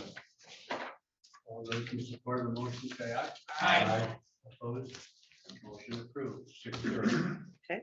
The next item is similar. This is for the tire recycling. Again, we went with corporate counsel and they did an amendment. We have a current contract with them and we still have 2 amendments for 2 one-year extensions. So this is a shorter document. We're just going to extend that contract for another year. We received $10,000 in 2% funds for tire recycling. We'll put that towards the collections and residents will pay the $1 per tire fee again. I am waiting on the grant that I put into the state for tire recycling funds as well. It's about $4,000, but I haven't heard that we've received that yet. So if we get it, that will be put towards these costs as well. This is not included in here in the motion yet. Commissioner Lawton. Yes, I would move to Leelanau. I would move to recommend to the Leelanau County Board of Commissioners approve. Back up. Don't have it. I don't have it. Should be. I have it. Page 137. Yep, I went too far. So I move to recommend that the County Board of Commissioners approve the contract amendment with ERG for 2 tire recycling events in 2023 with a cost not to exceed $10,000 per event and funds to come from the 2% award and the recycling fund, fund number 30. Any questions? All those in support of the motion say aye. Aye. Opposed? Motion approved. 6-0. Okay, the third item I have is for out-of-state travel. This would be for my senior planner, Gail Meyer. She was able to attend 1 conference last year, and this would be her second one. It's in Philadelphia. We did budget for this, and the conference covers things such as housing, zoning, county planning, small town and rural planning, and grants and so forth. Any information that we get from these conferences, we always put together in a summary. We share it with the county board, county planning commission, and then our local township and village officials as well. So it's a great opportunity to get a lot of information in a short amount of days. I put an estimated cost down here. The hotel is reserved already, and we reserved it for the day before conference to the day after the conference. And we can adjust that once we know what the airfare, what the flights are. We just don't know those right now, but always like to lock in the hotels because they sell out so quickly. So the motion is not to exceed $3,000. I anticipate us coming in below that, provided we get a decent airfare for this trip. And then we will also adjust the hotel schedule based on that airline. This is suggested motion on page 140. I move to recommend that the County Board of Commissioners approve travel for senior planner Gail Meyer to attend the April 2023 American Planning Association Conference in Philadelphia, with funds to come from the Planning Department budget at 101,645,400 and not to exceed $3,000. Support. Any questions or discussion? All those in support of the motion say aye. Aye. Motion approved. 6-0. Okay, thank you. And then the last item, this comes from our website redevelopment committee, of which I am chair. And we went through a process where we released a request for proposals to firms. We received in 13 proposals. We then narrowed it down and interviewed 4 companies. And at the conclusion of that, and with some discussion, we had unanimous support for the company called Revise. I brought their proposal in here as well. I then did some reference checks, got some good responses on reference checks for this company. So we would like to go with the company of Revise to do our new website design. The website is very much out of date and it's difficult to maneuver, and there are a lot of new ways to handle things and get information out to the public and so forth, that we do not have on our website. So we're recommending Revise. There was $50,000 budgeted in the data processing fund for this, and their cost is $44,600. They do offer a contract split 3 ways where we pay a third each year. And I guess that's something I could talk over with corporate councils. What's the best way to go, whether we pay it all up front or if we do this split over a 3-year time period. So that the recommendation is to go with Revise and then have corporate counsel prepare that agreement with them. Commissioner Lautner? Right. Well, I would move to recommend to the County Board of Commissioners enter into a contract agreement with Revise for a total cost of $44,600 for website design, development, and maintenance, subject to review by corporate counsel. Cost to come from Fund 636 Data Processing Fund. I'll second that. Moved in second, yes, Commissioner Lautner, then Commissioner Rexroth. It mentions it does mention a second year for $6,900. Is that the Yes. maintenance and several maintenance? Is that going to be every year? What is? That would be a cost every year after that. Yeah. Okay. To maintain it and keep it updated and. It says second year and onward investment is $6,900 a year. So that would include them, checking any problems we have on the website. If we want some updates and things like that, we would stay with them. Well, it's needed. Yes. Really bad. Thank you for you and the committee's efforts, but just as I'm looking at the 9 bids that were available there, it just wasn't the highest or the lowest. But just in deference to our taxpayers here, we can be assured that the county review and the 44,000 bid was the right one as opposed to the couple other than $20,000 range. Yes. You want to speak to that? And I just want to, again, we often talk about how great Trudy is, but, these other duties as assigned and still maintaining the professionalism and doing all the other things that she's doing with land bank and with the brownfield, et cetera. And I just really appreciated her leadership on this. This was something that was in process before I was hired, so it was very comforting to come in the process and know that it was well thought out, and well executed. So I'm impressed with the process as well as the outcome, and very excited to move this forward for the county. And just in response to Commissioner Rexroth's comment on that, we did interview a couple companies below this and one above it. And what we were looking for was really portrayed with Revise when they did their Zoom presentation to us and we had time for questions and answers. You could just tell the difference. They were focused on what we needed and what we wanted. They developed the website from the ground up. They don't cookie cut it from another one that they've done and then change it. They work with us and design it specifically for us. So it was kind of a home run for all of us when we saw what they were presenting. Yeah, we certainly trust you for that. I just wanted to make sure that was a public comment that people Sure. know that was all taken into consideration. There's good reason for the extra expense. And I believe that you made the right decision. Thank you. Being involved in web design, it's, and to the extent that the county's website is, I feel like it will be a good value. I will also mention that the individual that did the presentation is also the individual that will be working directly with Yes. us, as opposed to a sales and marketing team making the presentation and handing it off to somebody else. So I think we found great comfort in that as well. Commissioner O'Rourke? Over the years, there's been a lot of mistakes taken to choose bid from my 20 years in the township. It's important to do your homework. Thank you. And when might we expect to have this all finished? There was a timeline on here.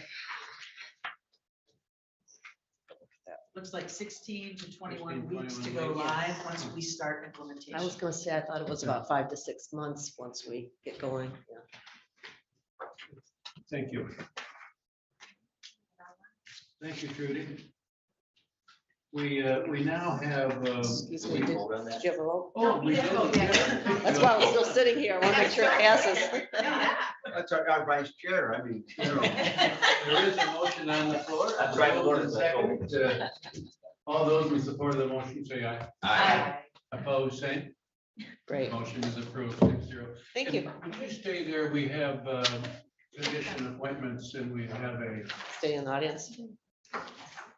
the first one we have is, yeah. Oh, right now. Okay. Not- We have a planning commission vacancy Okay. that we took applications for, and we had a dam authority. We're, I think today we're only prepared to make the appointment to consider the planning commission. We did get an application to Laurel by the deadline, only one, I understand, with an agricultural background. Okay. His name was. Brian Fenlon. And, can you summarize what you got there on the application? Brian Fenlon applied. He is a resident of Leelanau County. He's a registered voter in Leland Township. He stated his understanding the planning commission consists of 11 citizens of Leelanau County who are appointed to the county commission. See what his qualifications. He grew up in Leelanau County and has lived in the greater Grand Traverse region his entire life. He and his wife recently finished building a house in Leland Township. He's eager to get involved. He's a graduate of MMC, with an ASA, subsequently went to Ferris University, received a BSW in 2017. He was a precinct delegate in East Bay Township, and let's see, he's also president of the Maplewood Hills Condo Association. And let's see, he is a business owner and volunteer, and I believe in the ability of communities to govern themselves in a responsible and equitable way. I don't have a resume per se, but he's applied to the planning commission and he's available for attending training. That is as much as I know. He has 2 references, one of them from Betsy Cofia, state representative, and one from Lutz, managing partner and winemaker at Blackstar Farms. He works at Blackstar Farms and Farm Club. He's applying under the agricultural category. Are we comfortable today? That's, as far as I know, the only application we've had. We had 2 vacancies on the planning commission, one in transportation, we didn't get anything, and one in agriculture, and we had this. Are we comfortable today? I think so. I think it sounds like he's. Of course, he's. So it's interesting as far as the ag, so his representation of the ag industry, does he work out in the vineyards then? He's a cellar master. Cellar master. So he knows the wine end of it. My understanding at the farm club, he works, and I think all of the farm club, they work all shifts, all responsibilities. So sometimes he's inside and sometimes they're planting and picking and agging. New verb. He is a resident of my district, and I think he'd be a great match for the planning commission. So I would like to. Does he farm himself? I think as part of the cooperative, Loma Farm and Farm Club. I think he's involved in that endeavor. The gardens on at Loma. I believe so. But then we've had one applicant. Yeah, he has the additional qualification of being the only applicant. So we don't have to fill the category if we don't feel like it fits the category. Yeah, I agree. I agree. Do you need a motion then? Yes. Okay, I'd like to move to put forward Brian Fetlin's name as a member of the planning commission. Moved and seconded. Any questions for Trudy about that vacancy? You're comfortable with this, Trudy? Yes, I haven't seen the application, but what I've heard I think that would fit. Okay, all those in support of the motion, say aye. Aye. Opposed, same. The motion is approved 6-0. We'll get the information to Trudy and she can take it from there. Okay. And the other vacancy for planning commission, we're going to repost, I believe. Can I make a quick comment on that? Yes. So in 2011, the county did a new ordinance for the County Planning Commission to meet the requirements under the Planning and Zoning Acts. And we had to identify categories. So the Planning Commission identified those categories and then the county board approved those in that ordinance, which is why we look at agricultural, tourism, and so on. We've had some difficulty in the past trying to meet some of those categories, and Commissioner Watner's very familiar with that. I went back in the ordinance again to look at that, and that is the priority, is to put them in place according to their categories. There is maybe an area in there where we could look at it geographically if you don't meet the priorities of those categories, but that would be kind of a stretch. But that would be another way to look at it, which is the way we did it years ago. We made sure that there was one from every township on the County Planning Commission. So every township and even the villages were represented that way in the County Planning Commission. So Is there a lack right now of a township representative on the plan? I'd have to look at that. I'm sure there is. I have to look at where that area is and try to identify it for you. So that could be a possible way to get that 11th person appointed if Mr. Fenlon goes through as number 10. Yeah, let's do that. I really don't know if we've got, it's the Empire Glen Arbor area. Yeah, I'll put it together on a map and show you that. And apologies for not having that in our board packet today for Brian. We missed Laurel when she's gone. Thank you. Thank you. We, on page 146 of our board book, we had initially made appointments and confirmed those appointments to our standing committees and our boards and commissions.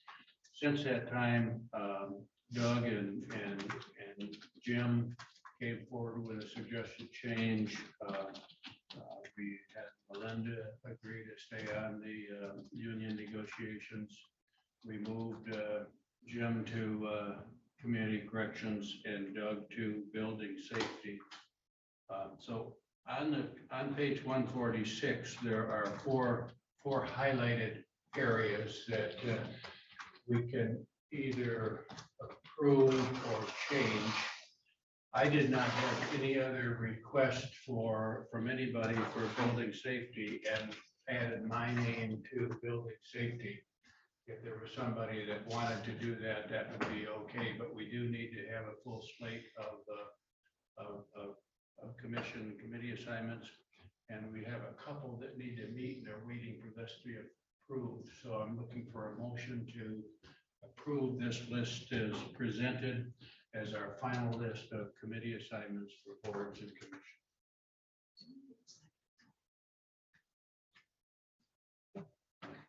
So you're looking at a motion that I would move to recommend that we accept the changes outlined to committees that's shown on page 146 of the packet.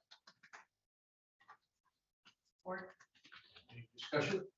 And I guess we've added a new one since the onset of our mission. That's the Juvenile Justice Detention Center Committee. And I believe that's going to take a lot. Yeah, that's not listed as one of our standing committees because that's really an ad hoc committee that they'll keep meeting until the job is done. Okay. I just got a text from the judge to come up and talk to Cameron, so just to let you know. Thank you. Yes, you're quite welcome. We have a motion on the floor. All those in support of that motion say aye. Aye. Opposed, say. Motion's been approved 6-0. We now have an official list.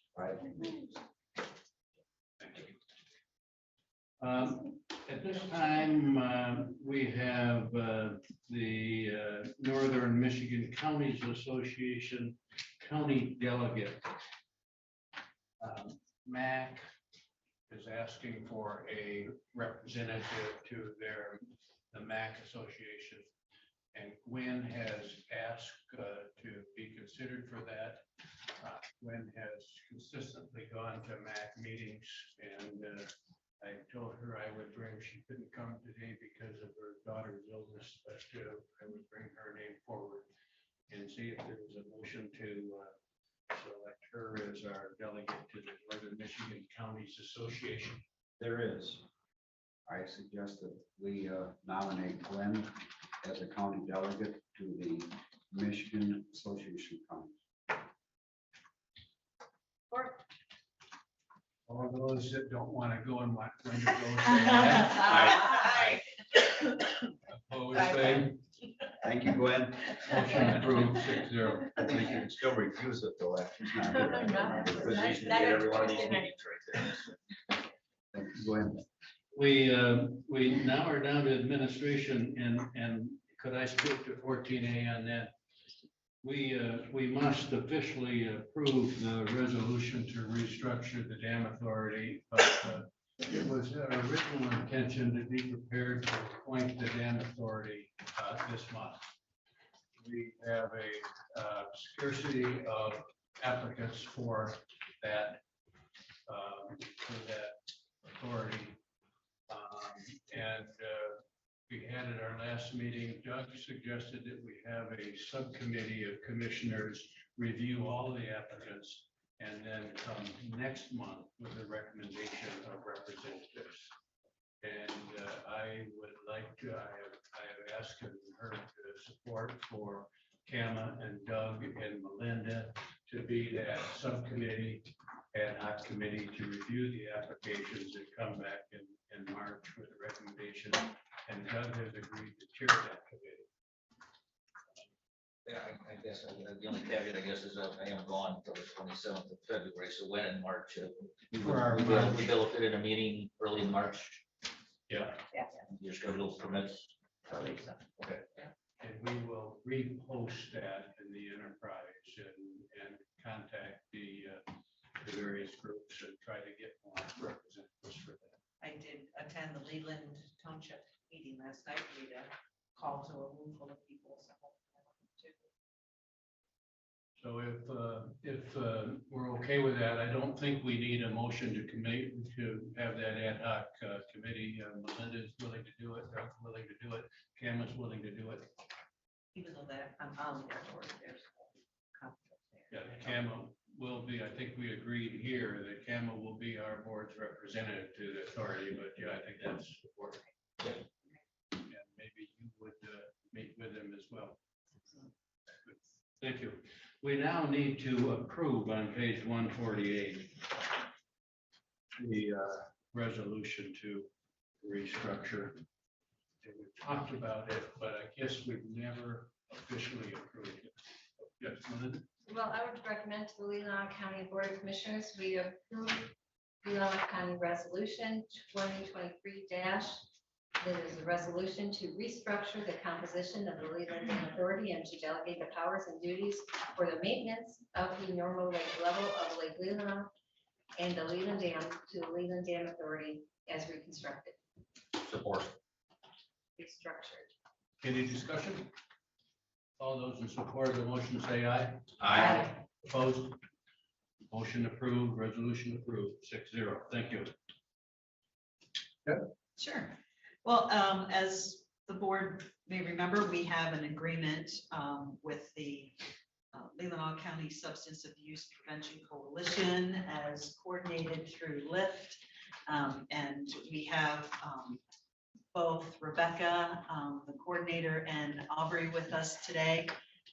We, as a board, the board has also approved $30,000 over the past 2 years for support of these programs and services.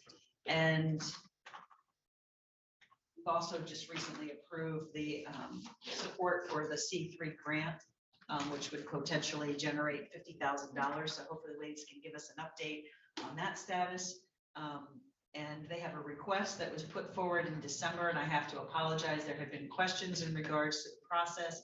We asked them to go back and put that before the committee and come up with some justification. So the outline of items that you had in your packet was based on their request. So I'll let them speak to that. So, ladies. Hello, how are you all?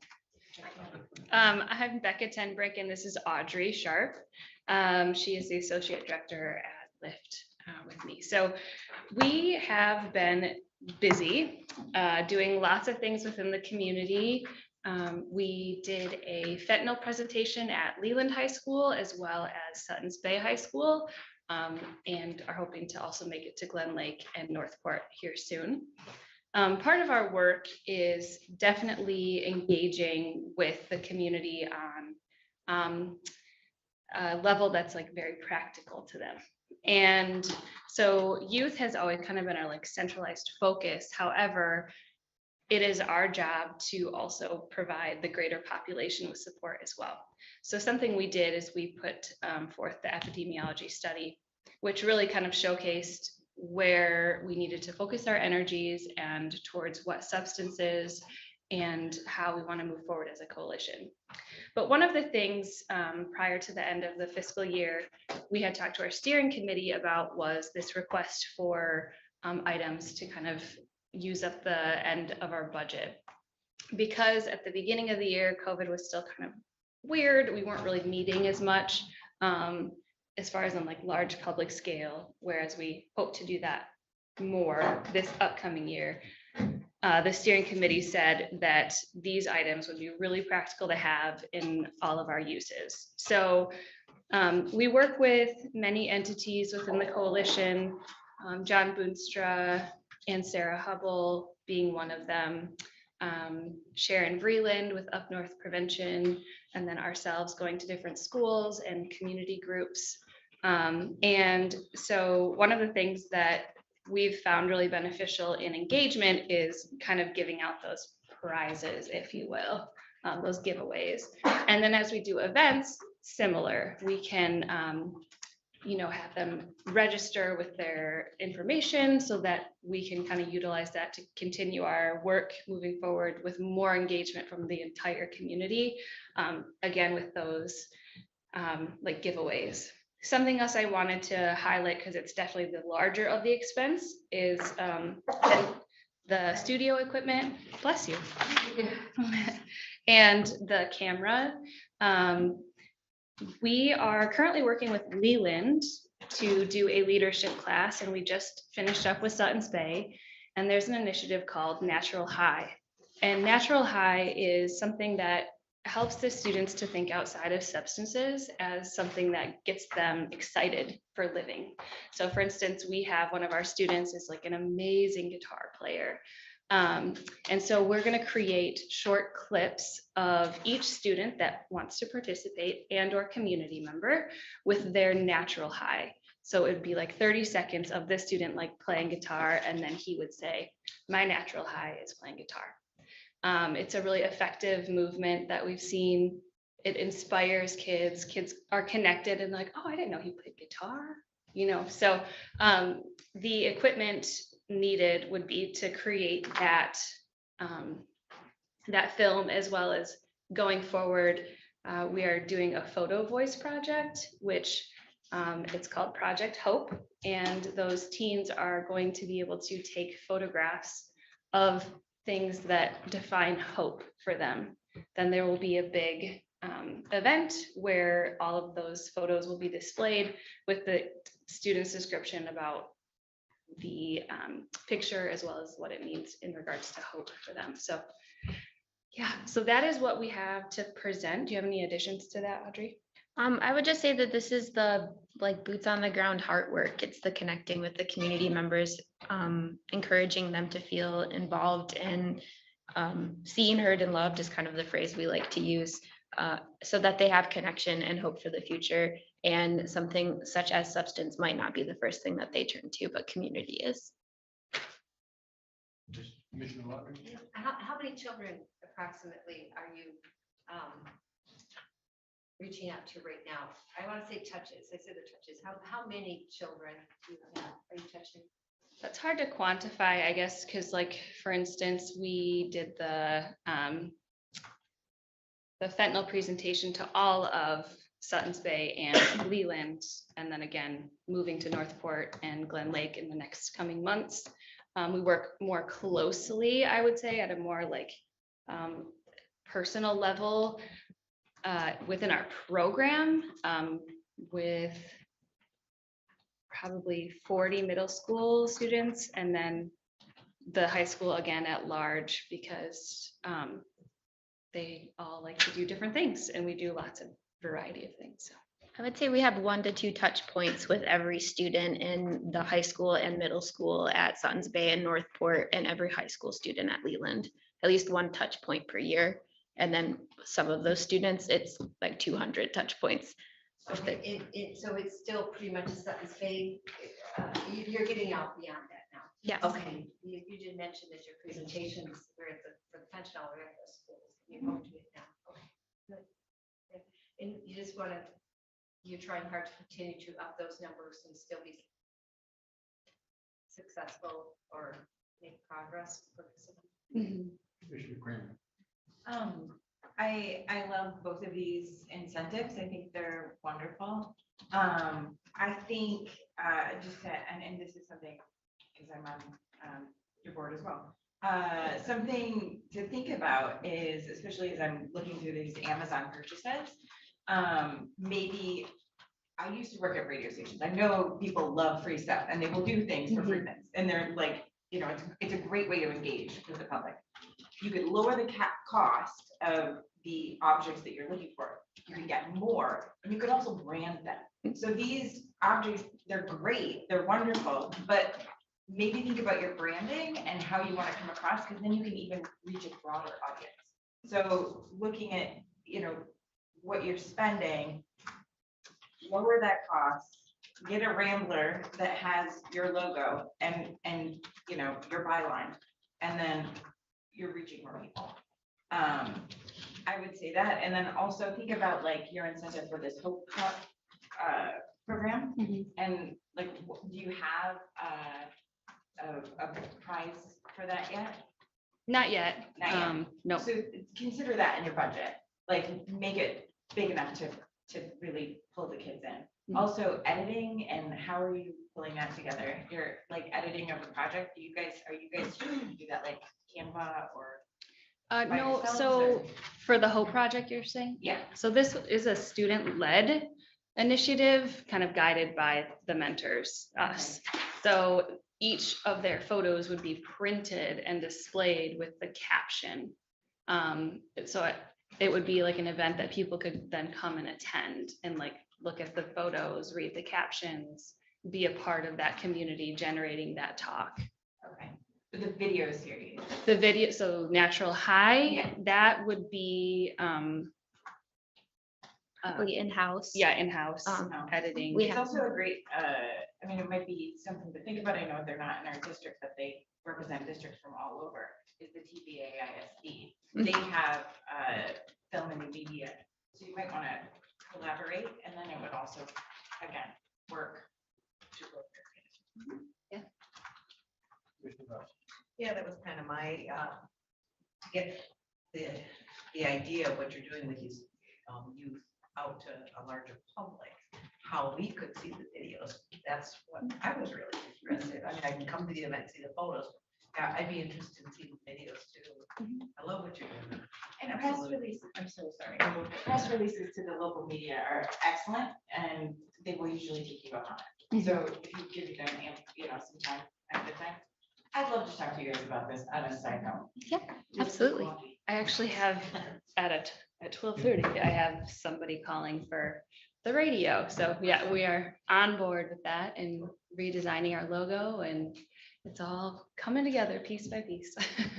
Thank We'll be you. able to feature them on our new website.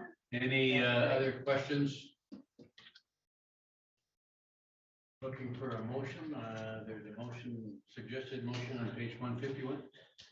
Yes, Emma. I move to recommend to the County Board of Commissioners to approve the supplies list on behalf of the Leelanau County Substance Abuse Prevention Coalition as presented. Support.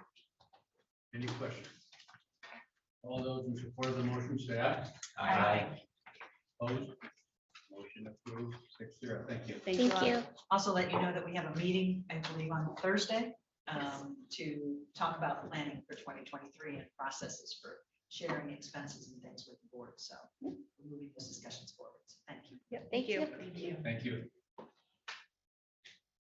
Kathy, are you the, a part of the next agenda item, or is that you, Joe? Let's see.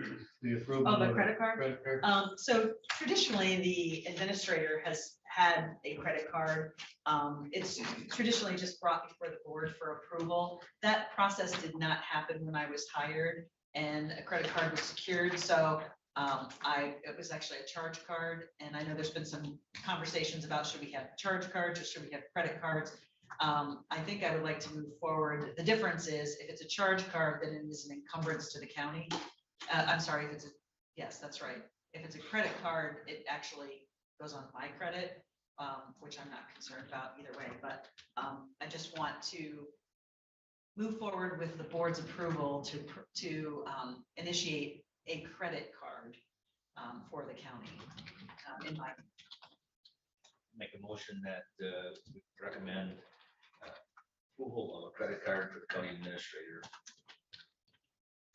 Or, Any discussion? I did you have a question? Okay, but this is a credit card, the application will be done by the county in your name, John, can you help with this? or how does that? So if it will. It'll be through the county, but the application will be directed to them. Okay, so this credit card will only be used for county, so as we get a statement, we being finance gets a statement, it will only be county. Correct. Okay, that's my Can only be used for county according to the credit card policies. Perfect. Commissioner Ross and then Commissioner. How did Chet do this without it? He did have one. Oh, okay. He did have one, but because it is a new bank contract for the county, it needs a resolution or at least a motion, I should say. You pull that credit card from Chet?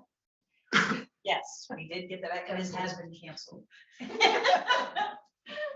I was hoping he was watching it now, so. Moved and seconded, all those in support of the motion, say aye. Aye. Opposed, same. Motion approved.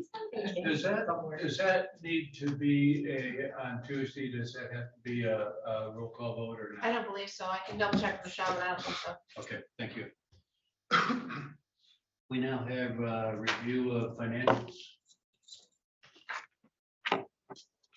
I did ask my question and the sheriff was able to answer the question this morning. I'm trying to think if there was anything else that I circled. I didn't see anything either. Okay. Yeah. Visuals. The only mistake we found was the 2022 instead of 23 on the one. Oh, and those are 2022s, so. Yeah, we have two batches. Some of these bills are getting general ledgered back to 2022 because they are 22 expenses. So you will have two lists and one will say 23. Yeah, Okay. that's a good question though. You need a separate motion for each one? No, it'll be later. Okay. Any questions for Kathy?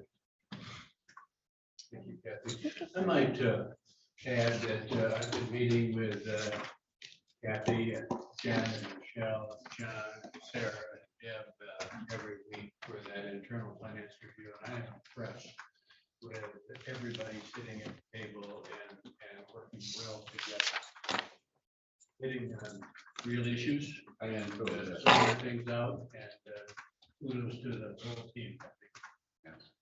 Thank you. Thank you. We now have special reports by staffs, commissioners, and affiliated agencies. Any? I attended the community corrections and just a few things that I learned that Leelanau and Grand Traverse send twice as many people to prison as some of the other counties. And we talk about a good place to live or whatever. Maybe our prosecutors are a little too hard on people. I don't think so. It's a nice organization, prosecutors, judges. They're even interviewing people now that when they first get arrested, quite often community corrections will look at people's history before they even go before the magistrate. It's just impressive. It tells, how much you can, keep them out of trouble or get them in substance abuse, get them in mental health. It was a learning experience and it was very impressive. I also attended an airport meeting and learned that we're spending 4.8 million to extend the runway 150 some feet. Okay. And that is, the airport is phenomenal. That Ms. Wessel stated or requested that he goes one day, and wow, there's a lot going on. So that's my report. Thank you. Thank you. Anybody else? Thank you. We are now at our last public comment issue. These are limited to 5 minutes. Before we go to public comment, I'll remind all of us that we have a 1 p.m. Board of Public Works meeting. It'll be a short meeting. It's an organizational meeting, but we will have that meeting at 1 o'clock or 10 minutes beyond that if we don't dismiss in time. Please plan on that. Public comment. Yes, Bill. Go ahead, Bill.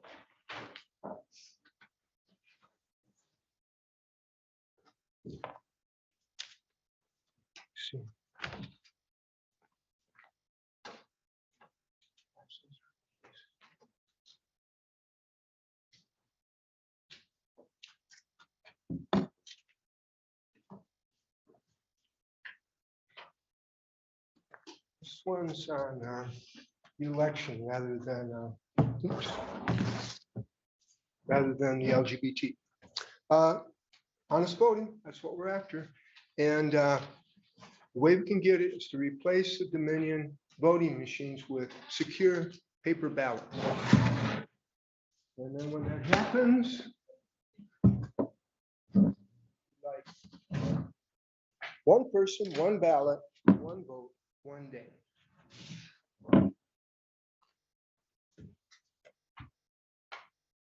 I've got here, this has been going on for a long time. Here's a report from 1978. It's evidence from 1974. Took them 4 years to compile it. It's from Computer Science and Technology. It's over a 100-page report. I've just printed off a little bit of it. But they had issues there. I'll go into that more detail another day. Here's another one, vote scam. Oh, there's also another one, black box voting. Just Google black box voting. You can see, read the whole book online for free. And that's exactly what it is. I know the clerks are all confident in what they have, but it's a black box. Who knows what's going into that? And I'll cover this later too. But for today, we'll just look at this, this article. By the way, last month I presented some information from Missouri, a 250-page book they wrote on how to go into paper ballots.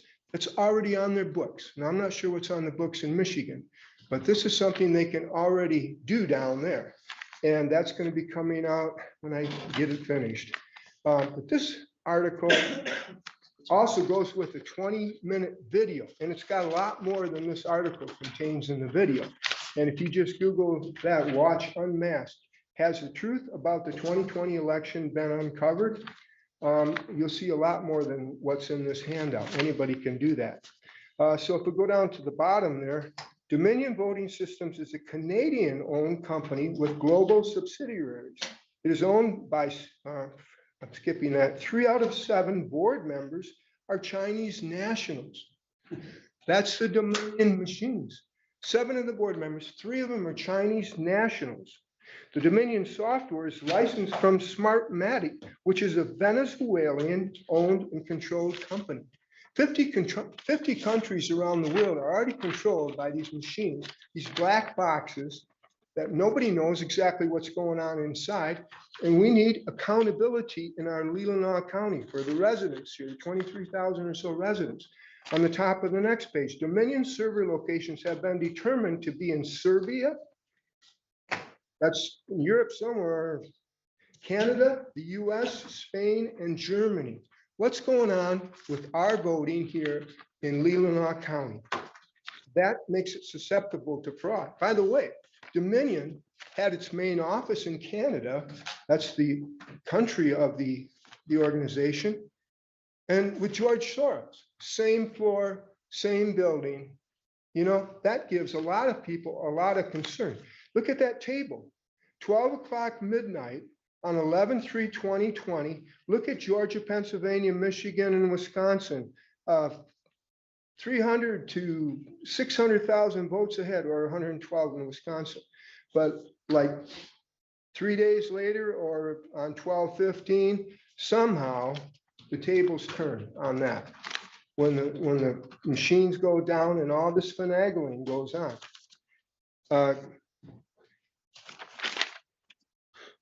I'm running out of time here, so I'll say, in Antrim County, bottom of page 3, was a clear and unchallenged example of direct tampering of the evidence. On the back side, it says, lastly, the same party that told us in the 2016 election was stolen by Russia and warned us that the election fraud by use of electronic voting systems, warned us of that, now say the integrity of this election was unsurpassed and it's impossible to steal an election. I don't have time for the 2 local examples of in my township and here at the county where the evidence wasn't spoken of, but thank you for your time.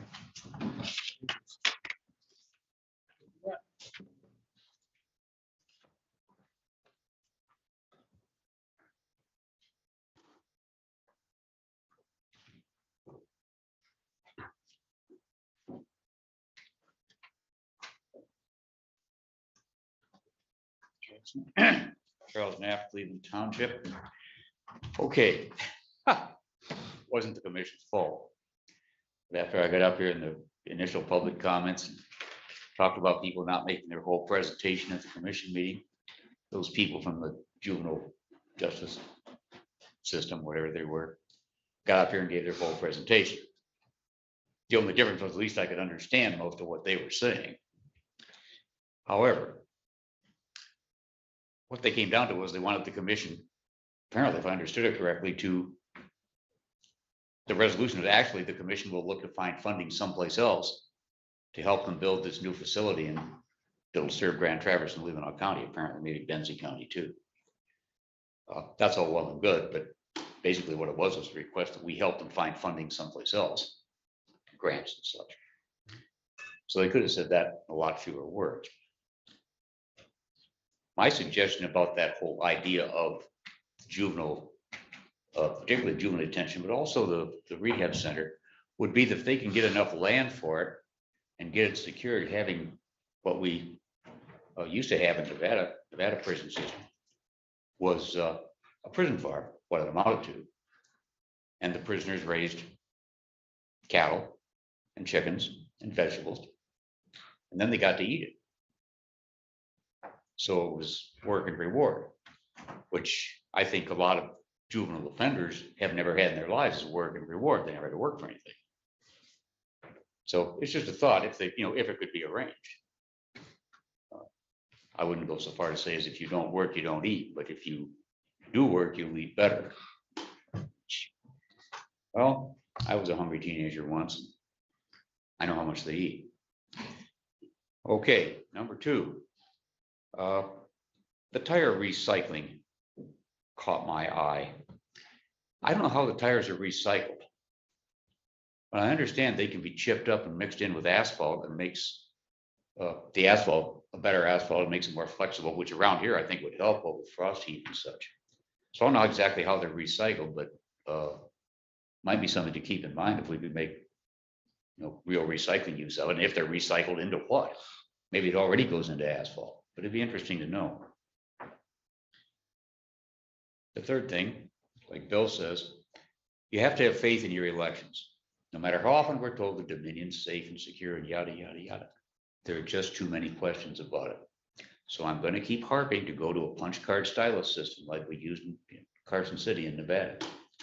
It was all mechanical. It wasn't connected to anything. You mechanically punched it out and then it was mechanically read, like we used to scan our multiple guest tests in elementary school. Except that the whole tab was punched out. If you messed up your ballot, you called a poll worker over, they took the ballot, shredded it, gave you a new one, and you went back and tried again. So, but there simply, I never heard a question come out of it because it wasn't connected to anything.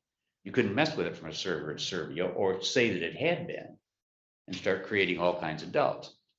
If you're positive right there on the spot, you're positive right there on the spot. You're going to tell me that somebody in Serbia messed with you, how you punched a stylus in Leelanau County.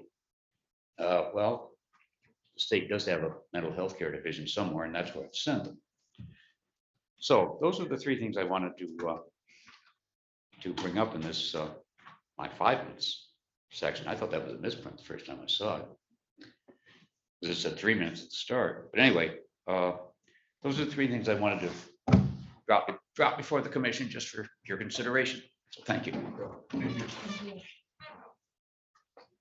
Any commissioner comments? Yes, Commissioner Lautner. I have one. I know we have a new board that's going to determine whether we do want to finish out our basement room for potential offices right now, looking at the environmental health. And I thought it would be, I've heard from a lot of employees that work in this building that consider that space useful to them for physical fitness. They go, they walk it, they use it. There's a ping pong table in there.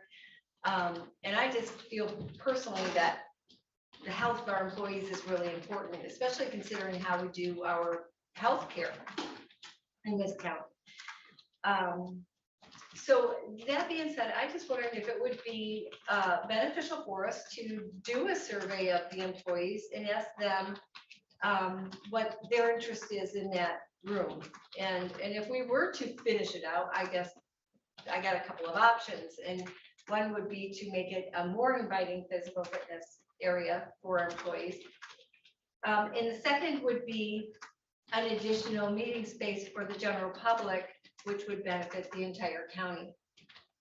Because I've heard from a couple groups that wanted to meet in this building, in our community meeting room, but the community meeting room was already being used. And like this space wasn't big enough. And nothing they could find in the general area was big enough for what they wanted to do. So I don't know, that's just a couple of options is I'm hoping that we can do. Maybe survey the employees and maybe put out a request even in the enterprise and ask the general public if they would find use of another meeting room area within the county building here. Any other commissioner comments? I think going along with that, if we do rent it out to someone outside the county, we need to have contracts, money coming in, hold harmless. I mean, we have to do the whole rental thing, not just saying, we've got something and sure, we will invite you in here. And the second thing is, I have 5 items to attend, which is a lot, but I really despise Zoom meetings unless I have a spy balloon above me. I mean, Zoom meetings, after spending all the COVID time in the township, I don't think they're as beneficial as person-to-person meetings. It's hard to read their face or expression. And basically, my opinion, they're a waste of time. I'll take your Zoom meetings. I love them. Thank you. I just speak briefly, since this board and Melinda's comments, I think it might be helpful to see how the staff feels about losing that space, in addition to the interruption that if you're gonna construct down there, it's gonna have impacts on the daily operations every day, so I'd like to hear their comments on that as well. So. I did work in the office next door down the spot and for 6 years. And I have opinions about that too. So yeah, I actually support opening that office up to the environmental division. Ex-employee. think our administrator has heard our Yes. suggestion. Yes. Absolutely. Any other commissioner comments? I wanted, and I don't usually respond to public comment, but I want to respond to Mr. Knapp because I appreciate his comments, but I'm proud of the questions that are asked by commissioners of our presenters. And I thought the discussion on the convention was done, and I'm glad we spent the time to do it. Likewise, the same with the broadband last week. So I think we want to be efficient with our time, but I also applaud us for doing our homework and asking questions and having the right kind of discussions. But we can disagree on that. Well, can I add to that real quick? Just as a new commissioner, I feel like it's very important for me to be educated in the whole scope of what we're voting on. So I do appreciate the questions as well. We now are at approval of financials. Commissioner Lautner. Yes. I would recommend approval of claims and accounts, $172,053.61. Support. All those in support of that motion say aye. Aye. Opposed? Okay. And I would recommend approval of post audit, the amount of $2,276,170.49. Support. All those in support of the motion say aye. Aye. Opposed, same. Thank you. We're now at the adjournment and we will reconvene at 1 o'clock for our public health meeting. That's all. Thanks, Kathy.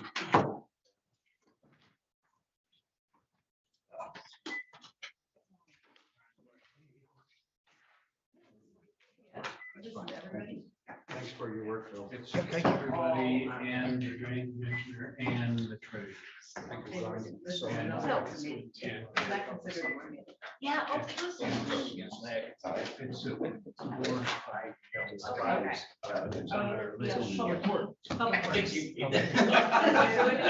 So sewer. I'd be But the surprised. whole Right. 7 are- And today's meeting is.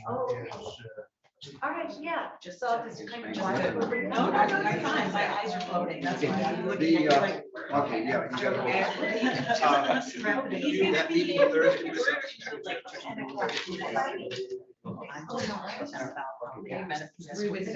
So Ty, I actually want to start voting. Yeah. I'm a little bit slow sometimes. Okay. Sure, I get the No. meeting notice, okay? Okay, yeah. All right. We We do it delivery. Yes, you can.